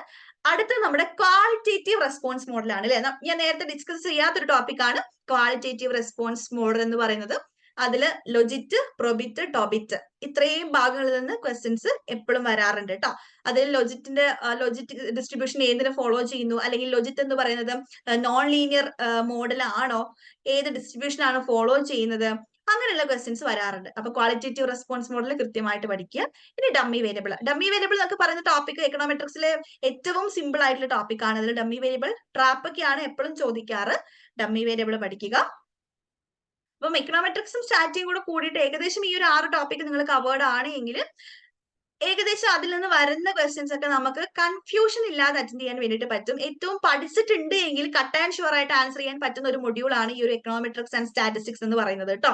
ബാക്കി നമുക്ക് എന്ത് വരും എന്നുള്ളത് ആ ഒരു ടൈമിനെ കൂടെ ഡിപ്പെൻഡ് ചെയ്തിരിക്കും, അല്ലെങ്കിൽ ആ ഒരു ടൈമിൽ നമ്മുടെ ലക്കിനെ കൂടെ ഡിപ്പെൻഡ് ചെയ്തിരിക്കും. പക്ഷേ എക്കണോമെട്രിക്സ് എന്നുള്ള ക്വസ്റ്റ്യൻ പഠിച്ചിട്ടുണ്ടെങ്കിൽ അവിടെ നമുക്ക് വലിയ കാര്യമായിട്ടുള്ള പ്രസൻസ് ഓഫ് മൈൻഡിന്റെ ആവശ്യമില്ല, നമുക്കത് ക്വസ്റ്റ്യൻ കാണുന്ന സമയത്ത് തന്നെ അറ്റൻഡ് ചെയ്യാൻ വേണ്ടിയിട്ട് സാധിക്കും. ഇനി മാത്തമാറ്റിക്കൽ ഇക്കണോമിക്സിൽ ഒരുപാട് ടോപ്പിക്സ് ഇവിടെ ലിസ്റ്റ് ചെയ്തിട്ടുണ്ട്. ഈ ടോപ്പിക്സിൽ മസ്റ്റ് ആയിട്ട് നമുക്ക് പഠിക്കേണ്ടത് input output model, linear programming, നമ്മുടെ ഒപ്റ്റിമൈസേഷനിൽ കൺസ്ട്രെയിൻറ്റും അൺകൺസ്ട്രെയിൻഡ് ഒപ്റ്റിമൈസേഷനും ഉണ്ട്, നമുക്ക് ചോദിക്കാറുണ്ട്, ക്വസ്റ്റ്യൻസ് വരാറുണ്ടായിരുന്നു. ഇനി മെട്രിസിസിൽ റീസെന്റ് നടന്നിട്ടുള്ള എക്സാമിൽ നമ്മളടുത്ത് ചോദിച്ചിട്ടുള്ളത് നമ്മുടെ ബോർഡർഡ് ഹെക്സിയൻ അല്ലെങ്കിൽ ഹയർ ഓർഡർ ഹെക്സിയൻ റിലേറ്റഡ് ആയിട്ടുള്ള അതിന്റെ കണ്ടീഷൻസ് ആണ് ചോദിച്ചിട്ടുള്ളത്. അതും ഈ പറഞ്ഞ പോലെ പ്രീവിയസ് ഇയർ ക്വസ്റ്റ്യൻ ആയിരുന്നു. ഓക്കെ, നമ്മളടുത്ത് ബോർഡർഡ് ഹെക്സിയൻ മെട്രിക്സിന്റെ കണ്ടീഷൻ ഒരു എക്സാമിൽ ചോദിച്ചിട്ടുണ്ടായിരുന്നു ഡിസംബർ 2023. അതേപോലെ തന്നെ ഇപ്പൊ ചോദിച്ചിട്ടുള്ളത് ഹയർ ഓർഡർ മെട്രിക്സിൻ്റെതാണ്. അപ്പം അത് കൃത്യമായിട്ട് അതിന്റെ കണ്ടീഷൻസ് പഠിക്കുക. അതിൽ തന്നെ നമുക്ക് ജാക്കോബിയൻ മെട്രിക്സ് ഒക്കെ ഉണ്ട്. അപ്പൊ അങ്ങനെയുള്ള സ്പെഷ്യൽ മെട്രിക്സസ് കൃത്യമായിട്ട് പഠിക്കാൻ വേണ്ടിയിട്ട് ഓർത്ത് വെക്കുക. ഡിറ്റർമിനൻസ് പഠിക്കുക. ഇനി ഡിഫറൻഷ്യൽ കാൽക്കുലസ് എന്ന് പറയുന്നത് നമുക്ക് എല്ലാവർക്കും ചെയ്യാൻ പറ്റുന്ന സാധനങ്ങളാണ്. മാർജിനൽ അനാലിസിസും ഒപ്റ്റിമൈസേഷനും ലാഗ്രാഞ്ചിൻ മൾട്ടിപ്ലയർ ഒക്കെ പണ്ട് മുതലേ നമ്മൾ കണ്ട് പഴകി ചെയ്ത് വരുന്ന കാര്യങ്ങളാണ്. സെറ്റ്സ് എന്നുള്ള ക്വസ്റ്റ്യൻ ഇപ്പൊ കണ്ടു വരുന്നില്ല, പക്ഷെ നമുക്ക് എക്സ്പെക്ട് ചെയ്യാം. സെറ്റ്സിൽ ഒരുപാട് പ്രോപ്പർട്ടീസും റൂൾസും ഒക്കെ ഉണ്ട്. അപ്പൊ സെറ്റ്സ് നമ്മൾ പഠിക്കുക. ഇതൊക്കെ ഈ മാത്തമാറ്റിക്കലി ഇപ്പൊ നമ്മൾ ലിസ്റ്റ് ചെയ്തിട്ടുള്ള ഭാഗങ്ങളെല്ലാം നമുക്കിപ്പോ മാത്സ് ഭയങ്കര ടഫാണ് എന്ന് പറയുന്നവരെ സംബന്ധിച്ച് പഠിക്കാൻ പറ്റുന്ന ഏരിയാസ് ആണ് കേട്ടോ. അടുത്തത് നമ്മുടെ ട്രേഡ് ആണ്, ഇന്റർനാഷണൽ ഇക്കണോമിക്സ് ആണ്. നേരത്തെ പറഞ്ഞിട്ടുള്ള ഭാഗങ്ങൾ തന്നെയാണ്. തിയറീസ് ഓഫ് ഇന്റർനാഷണൽ ട്രേഡ് ആണ്. പിന്നെ നമ്മുടെ BOP അതിന്റെ കോമ്പോണൻസ് എന്തായാലും പഠിക്കുക. നമ്മുടെ എക്സ്ചേഞ്ച് റേറ്റ് റിലേറ്റഡ് ആയിട്ടുള്ള തിയറീസ്, മുണ്ടേൽ ഫ്ലെമിംഗ് മോഡൽ എപ്പോഴും ക്വസ്റ്റ്യൻ വരാറുണ്ട്. പിന്നെ നമ്മുടെ IMF, world bank, regional corporations, tariff non tariff ബാരിയേഴ്സിൽ നിന്ന് ക്വസ്റ്റ്യൻസ് ഈ ഒരു എക്സാമിൽ കണ്ടിട്ടില്ല, പക്ഷെ മേ ബി നമുക്ക് എക്സ്പെക്ട് ചെയ്യാം. ഓക്കെ, ഇത് നമ്മുടെ പബ്ലിക് ഇക്കണോമിക്സ് ആണ്. പബ്ലിക് ഇക്കണോമിക്സിൽ നിന്ന് types of good, externality, Coase theorem. നമ്മുടെ ഫിനാൻസ് കമ്മീഷനിൽ നിന്ന് ഈ വട്ടം ക്വസ്റ്റ്യൻ വന്ന് കണ്ടിട്ടില്ല, അതുകൊണ്ട് മേ ബി നമുക്ക് അടുത്ത വട്ടം ക്വസ്റ്റ്യൻ എക്സ്പെക്ട് ചെയ്യാം. നമുക്കതിൽ വെർട്ടിക്കൽ ഈക്വാലിറ്റി, ഹൊറിസോണ്ടൽ ഇക്വിറ്റി ഒക്കെ ഉണ്ട്, ഹൊറിസോണ്ടൽ ഈക്വാലിറ്റി ഒക്കെ ഉണ്ട്. അപ്പം അതുമായിട്ട് റിലേറ്റഡ് ആയിട്ടുള്ള ക്വസ്റ്റ്യൻസ് ഒക്കെ ചോദിക്കാനുള്ള സാധ്യതയുണ്ട്. അതിൽ നമുക്ക് വെർട്ടിക്കൽ ഡിവല്യൂഷനും ഹൊറിസോണ്ടൽ ഡെവല്യൂഷനും ഉണ്ട്. വെർട്ടിക്കൽ ഇക്വിറ്റി റിലേറ്റഡ് ആയിട്ടുള്ള ക്വസ്റ്റ്യൻ ഈ വട്ടം കണ്ടിട്ടുണ്ട്. ഇനി ഫിനാൻസ് കമ്മീഷൻ റിലേറ്റഡ് ആയിട്ടുള്ള നമ്മുടെ വെർട്ടിക്കൽ ഡെവല്യൂഷനും ഹൊറിസോണ്ടൽ ഡെവല്യൂഷനും ഉണ്ട്. അതിന്റെ ക്രൈറ്റീരിയാസ് ഒക്കെ നമ്മൾ പഠിച്ചിരിക്കണം. ആ ക്രൈറ്റീരിയാസ് റിലേറ്റഡ് ആയിട്ട് ജൂണിൽ ക്വസ്റ്റ്യൻ ചോദിച്ചിട്ടുണ്ടായിരുന്നു, പക്ഷെ ഡിസംബറിൽ ചോദിച്ചിട്ടില്ല. സോ വെർട്ടിക്കൽ ഡെവല്യൂഷനും ഹൊറിസോണ്ടൽ ഡെവല്യൂഷനും കൃത്യമായിട്ട് പഠിക്കുക. ഇനി വെർട്ടിക്കൽ ഈക്വാലിറ്റിയും ഹൊറിസോണ്ടൽ ഈക്വാലിറ്റി എന്നിട്ട് വേറെ തന്നെ സെപ്പറേറ്റ് കോൺസെപ്റ്റ് ഉണ്ട്, അതും നിർബന്ധമായിട്ടും പഠിക്കുക കേട്ടോ. ഓക്കെ, ഇനി അടുത്തതായിട്ട് നമുക്ക് മണി ആൻഡ് ബാങ്കിങ് ആണുള്ളത്. ഞാൻ പറഞ്ഞു ഈ ഒരു എക്സാമിൽ ഡിസംബർ 2024 എക്സാമിൽ വന്നിട്ടുള്ള നമ്പർ ഓഫ് ക്വസ്റ്റ്യൻസ് കുറവാണ്, പക്ഷേ നമുക്ക് ജൂൺ വെച്ച് നോക്കുമ്പോൾ അടുത്തൊരു എക്സാമിന് വരാനുള്ള സാധ്യതയുണ്ട്. അതിൽ സെൻട്രൽ ബാങ്കിന്റെ ഫംഗ്ഷൻ നമ്മൾ മാക്രോയിൽ കവർ ചെയ്യുന്നതാണ്. Measures of money supply M1, M2, M3, M4 ഒക്കെ നമ്മൾ കവർ ചെയ്യുന്നതാണ്, മാക്രോയിൽ കവർ ചെയ്യുന്നതാണ്. മോണിറ്ററി പോളിസി നമുക്ക് ഓൾറെഡി അറിയാം. കൊമേഴ്ഷ്യൽ ബാങ്കിങ് എന്താണെന്ന് അറിയാം. നമുക്ക് അതിനുശേഷം ആകെ പഠിക്കേണ്ടത് നമ്മുടെ ക്യാപിറ്റൽ മാർക്കറ്റിന്റെയും മണി മാർക്കറ്റിന്റെയും ഇൻസ്ട്രുമെന്റ്സും നോൺ ബാങ്കിങ് ഫിനാൻഷ്യൽ കമ്പനീസുമാണ്. അപ്പൊ ഈ 5 and 6 എന്ന് പറഞ്ഞിട്ടുള്ള 2 ടോപ്പിക്സ് ആണ് എക്സ്ട്രാ ആയിട്ട് നമുക്ക് പഠിക്കേണ്ടതായിട്ടുള്ളത്. പിന്നെ ബാങ്കിങ് സെക്ടർ റിലേറ്റഡ് ആയിട്ടുള്ള ആഡ്സ്, അതിന്റെ ഇയേഴ്സ് ക്രോണോളജിക്കലി ചോദിക്കാറുണ്ട്. അല്ലെങ്കിൽ ഓരോ ബാങ്കുകൾ എപ്പോഴാണ് വന്നത് നമ്മളടുത്ത് റിപ്പീറ്റഡ്ലി ചോദിക്കുന്നതാണ്. നമ്മുടെ IDBIന്റെ ഇയർ, IFCIന്റെ ഇയർ, ICICIന്റെ ഇയർ, അതൊക്കെ റിപ്പീറ്റഡ്ലി ചോദിക്കാറുള്ളതാണ്. ഓക്കെ, അപ്പം ആ ഒരു 1 മുതൽ 4 വരെയുള്ള ടോപ്പിക്സ് ഓൾറെഡി നമ്മൾ മാക്രോയിൽ കവർ ചെയ്യുന്ന പോർഷൻസ് ആണ്. 5, 6, 7 നമ്മൾ സ്ട്രെസ് കൊടുത്താൽ മതി. ഇത് നമുക്കുള്ളത് ഗ്രോത്ത് ആൻഡ് ഡെവലപ്മെന്റ് ആണ്. നമ്മൾ പറഞ്ഞ പോലെ തന്നെ ഇൻഡിക്കേറ്റേഴ്സ് ഓഫ് ഡെവലപ്മെന്റ്, നമ്മുടെ ഹരോഡോമർ മോഡൽ പഠിക്കണം മോഡൽസിൽ. പിന്നെ തിയറീസ് ഓഫ് ഇക്കണോമിക് ഡെവലപ്മെന്റ് ഉണ്ട്. പിന്നെ നമ്മുടെ Gini coefficient, Kuznets curve, Lorenz curve. ഈ ലോറൻസ് കർവും ഗിനി കോഎഫിഷ്യന്റും കുസ്നെറ്റ് കർവിൽ നിന്നൊക്കെ ഒരുപാട് ക്വസ്റ്റ്യൻസ് വരും, നമുക്ക് പറയാൻ വേണ്ടിയിട്ട് പറ്റില്ല. മേ ബി ഒരു ക്വസ്റ്റ്യൻ വന്നാൽ വരും എന്ന് നമുക്ക് പറയാൻ വേണ്ടിയിട്ട് സാധിക്കുള്ളൂ. പക്ഷെ ഈ തൊട്ട് മേലെ പറഞ്ഞിട്ടുള്ള തിയറീസ് ഓഫ് ഡെവലപ്മെന്റിൽ നിന്നും ഗ്രോത്ത് മോഡൽസിൽ നിന്നൊക്കെ എന്തായാലും ഒരു 2 to 3 ക്വസ്റ്റ്യൻസ് ചോദിക്കാനുള്ള സാധ്യതയുണ്ട്. അതേപോലെ തന്നെയാണ് നമ്മുടെ ഇൻഡിക്കേറ്റേഴ്സ് ഓഫ് ഡെവലപ്മെന്റ്, PQLAയും HDIയും. അതിന് ഒരുപാട് ഡയമെൻഷൻസും കാര്യങ്ങളും ഒക്കെ ഉണ്ട്. അതുമായിട്ട് റിലേറ്റഡ് ആയിട്ടുള്ള കറണ്ട് അഫെയറും ഉണ്ട്. അതായത് നമുക്കിപ്പം HDIയിൽ ഇന്ത്യയുടെ റാങ്ക് എത്രയാണ്, അതിൽ ഏറ്റവും ഫസ്റ്റ് വരുന്ന കൺട്രി ഏതാണ്, അതുപോലുള്ള ക്വസ്റ്റ്യൻസ് വരാറുണ്ട്. അപ്പൊ അതും പ്രത്യേകം ശ്രദ്ധിച്ചിട്ട് തന്നെ നമ്മൾ പഠിക്കണം. അടുത്തത് നമ്മുടെ ഡെമോഗ്രഫി, നമ്മുടെ എൻവയോൺമെന്റൽ വാലുവേഷൻ മെത്തേഡ്. നമുക്കിപ്പോൾ hedonic pricing method, travel cost method, contingent valuation method, അങ്ങനെയുള്ള ഒരുപാട് വാലുവേഷൻ മെത്തേഡ് ഉണ്ട്. ഹെഡോണിക് പ്രൈസിംഗ് മെത്തേഡ് കഴിഞ്ഞ എക്സാമിൽ ചോദിച്ചിട്ടുണ്ടായിരുന്നു. ഇനി travel cost method match the following ആയിട്ട് ചോദിച്ചിട്ടുണ്ടായിരുന്നു. അപ്പം എൻവയോൺമെന്റൽ വാലുവേഷൻ മെത്തേഡ് എന്ന് പറയുന്നത് ഒഴിച്ചുകൂടാൻ പറ്റാത്ത ടോപ്പിക് ആണ്. ഇനി പോപ്പുലേഷൻ തിയറീസ്, അതിൽ നിന്ന് മേ ബി പണ്ടൊക്കെ ഡയഗ്രമാറ്റിക്കലി ആയിരുന്നു ക്വസ്റ്റ്യൻ ചോദിച്ചിട്ടുണ്ടായിരുന്നത്. ഇപ്പൊ നമുക്ക് ആ ഒരു സ്റ്റേജസ് അറേഞ്ച് ചെയ്യാനൊക്കെയാണ് ക്വസ്റ്റ്യൻ വരാറുള്ളത്. ഇനി നമുക്കുള്ളത് നമ്മുടെ ഡെമോഗ്രഫിക് ഇൻഡിക്കേറ്റേഴ്സ് എന്തായാലും പഠിക്കണം. ഇനി NFHS എന്ന് പറയുന്ന ഒരു ഭാഗം ഈ ഒരു എക്സാമിൽ ചോദിച്ചിട്ടില്ല, പക്ഷെ ഒരുപാട് ചോദിക്കാൻ സാധ്യതയുള്ളതും പണ്ട് കാലങ്ങളിൽ ചോദിച്ചു കൊണ്ടിരുന്ന ഒരു ടോപ്പിക്കാണ് NFHS എന്ന് പറയുന്നത് കേട്ടോ. അപ്പൊ NFHS 5 നിന്നുള്ള ക്വസ്റ്റ്യൻ നിർബന്ധമായിട്ടും നമ്മൾ പഠിക്കണം. ജൂൺ 2024 ചോദിച്ചിട്ടുണ്ടായിരുന്നു. അപ്പം NFHS 5 റിലേറ്റഡ് ആയിട്ട് നമുക്ക് ഒഫീഷ്യൽ സൈറ്റുകളിൽ പോയിട്ട് തന്നെ ഡാറ്റാസ് കളക്ട് ചെയ്തിട്ട് പഠിക്കാൻ വേണ്ടിയിട്ട് ശ്രദ്ധിക്കുക. അല്ലാതെയുള്ള ഡാറ്റയിൽ അത്ര ആക്യുറേറ്റ് ആണെന്ന് നമുക്ക് പറയാൻ വേണ്ടി പറ്റില്ല. അപ്പൊ ഒഫീഷ്യൽ സൈറ്റിൽ നിന്നുള്ള ഡാറ്റ തന്നെ പഠിക്കുക. ഇനി ഇന്ത്യൻ ഇക്കോണമി ആണുള്ളത്. ഇന്ത്യൻ ഇക്കോണമി എന്ന് പറയുന്നത് എല്ലാവരും പേടിപ്പെടുത്തുന്ന ഒരു മൊഡ്യൂളാണ്. ഒരുപാട് വാസ്റ്റ് ആയിട്ടുള്ള ടോപ്പിക് ഉണ്ട്. പക്ഷെ മിനിമം നമ്മൾ പഠിച്ചിട്ട് പോകേണ്ട ടോപ്പിക്സ് ആണ് ഇവിടെ ലിസ്റ്റ് ചെയ്തിരിക്കുന്നത്. നമ്മുടെ കറണ്ട് ആയിട്ടുള്ള ബജറ്റും ഇക്കണോമിക് സർവേയും, പിന്നെ നമുക്ക് 2011 സെൻസസ് ഉണ്ട്, പിന്നെ ഗവൺമെന്റ് സ്കീംസ് ഉണ്ട്. ഗവൺമെന്റ് സ്കീംസിൽ നിന്ന് നമുക്ക് ഈ ഒരു ഡിസംബർ 2023 3 to 4 ക്വസ്റ്റ്യൻസ് ചോദിച്ചിട്ടുണ്ടായിരുന്നു കേട്ടോ. അതില് റൂറൽ ഡെവലപ്മെന്റ് റിലേറ്റഡ് ആയിട്ടുള്ള സ്കീം ഏതാണ്, അല്ലെങ്കിൽ കുറച്ച് സ്കീംസ് തന്നിട്ട് അത് ക്രൊണോളജിക്കലി അറേഞ്ച് ചെയ്യാൻ ചോദിച്ചിട്ടുണ്ട്. അപ്പം അതൊക്കെ സിമ്പിൾ കോൺസെപ്റ്റുകളാണ്. ഓൾമോസ്റ്റ് എല്ലാ സ്കീമുകളും വന്നിട്ടുള്ളത് 2014, 2015 കാലഘട്ടങ്ങളിലൊക്കെയാണ്. അപ്പം അത് ആ ഒരു ക്രൊണോളജിക്കലി അറേഞ്ച് ചെയ്യാൻ പഠിച്ചു വെച്ചിട്ടുണ്ടെങ്കിൽ നമുക്കത് ഈസി ആയിട്ട് ആൻസർ ചെയ്യാൻ വേണ്ടിയിട്ട് പറ്റും. സോ ഇതൊക്കെയാണ് നമ്മൾ എക്കണോമിക്സിൽ നമുക്ക് ഒഴിച്ചുകൂടാൻ പറ്റാണ്ട് എപ്പോഴും ക്വസ്റ്റ്യൻ വരുന്ന ഏരിയാസ് എന്ന് പറയുന്നത്. മിനിമം ഈ പറഞ്ഞിട്ടുള്ള ടോപ്പിക്സിൽ നിന്നൊക്കെ 1 or 2 ക്വസ്റ്റ്യൻസ് വരാറുണ്ട്. ബജറ്റ് കഴിഞ്ഞ വട്ടം ചോദിച്ചിട്ടില്ല, അതുകൊണ്ട് ഈ വട്ടം നമുക്ക് ചോദിക്കാം. ബജറ്റിൽ നിന്ന് 2-3 ക്വസ്റ്റ്യൻസ് പൊതുവിൽ കണ്ടുവരുന്ന ഏരിയാസ് ആണ് ബജറ്റും ഇക്കണോമിക് സർവേ കേട്ടോ. ഓക്കെ, അപ്പം സെൻസസിൽ നിന്ന് നമുക്ക് ക്വസ്റ്റ്യൻസ് കാണാറുണ്ട്. ഈ ഒരു 3 ടോപ്പിക്സ് നിങ്ങൾ എക്സാം അടുപ്പിച്ച് റിപ്പീറ്റഡ്ലി വായന ഇതിലേക്ക് കൊണ്ടുവരാൻ വേണ്ടിയിട്ട് നോക്കുക. കാരണം നമ്മൾ മറന്നു പോകുന്ന ടോപ്പിക്സ് ആണ് ഈ സെൻസസും ഗവൺമെന്റ് സ്കീംസ് ഒക്കെ. അപ്പൊ റിപ്പീറ്റഡ് ആയിട്ടുള്ള റിവിഷൻ ആവശ്യമുള്ള ടോപ്പിക്സ് ആണ് ഈ കറണ്ട് അഫയേഴ്സ് എന്ന് പറയുന്നത്. സോ ഇത്രയൊക്കെയാണ് നമ്മൾ എക്കണോമിക്സിൽ നമുക്ക് ഒഴിച്ചുകൂടാൻ പറ്റാത്ത മോസ്റ്റ് ഇമ്പോർട്ടന്റ് ടോപ്പിക്. ഇത് നിങ്ങൾക്ക് ഹെൽപ്ഫുൾ ആയിട്ടുണ്ടാകും എന്ന് വിചാരിക്കുന്നു. സോ എല്ലാവരും അവരുടെ എക്സാമിന്റെ പ്രിപ്പറേഷൻ നല്ല അടിപൊളിയായിട്ട് കൊണ്ടുപോട്ടെ. നമുക്ക് ഈ ഒരു ജൂൺ 2025 തന്നെ എല്ലാവർക്കും നെറ്റ് ഓർ JRF ക്രാക്ക് ചെയ്യാൻ വേണ്ടിയിട്ട് പറ്റട്ടെ. നമ്മുടെ പേപ്പർ 1ന്റെ വെക്കേഷൻ ബാച്ച് ഓൺ ഗോയിങ് ആണ്. എല്ലാവരും പേപ്പർ 1ന്റെ ആ ഒരു വെക്കേഷൻ ബാച്ചിലേക്ക് ജോയിൻ ചെയ്യാൻ വേണ്ടിയിട്ട് ട്രൈ ചെയ്യുക. കാരണം നമുക്കിപ്പോൾ പേപ്പർ 1നും പേപ്പർ 2നും ഒരുപോലെ ഇമ്പോർട്ടൻസ് കൊടുക്കേണ്ട സമയമാണ് ഇപ്പൊ കറന്റ്ലി ഉള്ളത്. ലോജിക്കൽ റീസണിങ്ങും അല്ലെങ്കിൽ നമ്മുടെ ഡാറ്റ ഇന്റർപ്രിട്ടേഷനും ഒക്കെ കുറച്ചും കൂടെ എന്താ പറയാ, നമുക്കിപ്പോ സ്കോർ ചെയ്യാൻ പറ്റുന്നതിന് അപ്പുറത്തേക്കാട്ടിലും കുറച്ചും കൂടി വാസ്റ്റ് ആയിട്ട് ചോദിക്കുന്നുണ്ട്. ഓൾസോ ICT എന്ന് പറയുന്ന ഭാഗമൊക്കെ നമുക്കിപ്പോ നമ്മുടെ കയ്യിൽ ഒതുങ്ങുന്നതിനെക്കാട്ടിലും കുറെ എക്സ്ട്രാ ഓർഡിനറി ആയിട്ട് ക്വസ്റ്റ്യൻസ് ചോദിക്കുന്ന ഏരിയ ആണ്. സോ രണ്ടിനും ഒരുപോലെ ഇമ്പോർട്ടൻസ് കൊടുത്തിട്ട് വേണം പഠിക്കാൻ. ജൂൺ 2025 എക്സാമിൽ എല്ലാവർക്കും ക്രാക്ക് ചെയ്യാൻ വേണ്ടിയിട്ട് പറ്റട്ടെ. എല്ലാവർക്കും ഓൾ ദ വെരി ബെസ്റ്റ്. നമുക്ക് എൻഡ് ചെയ്യാം കേട്ടോ.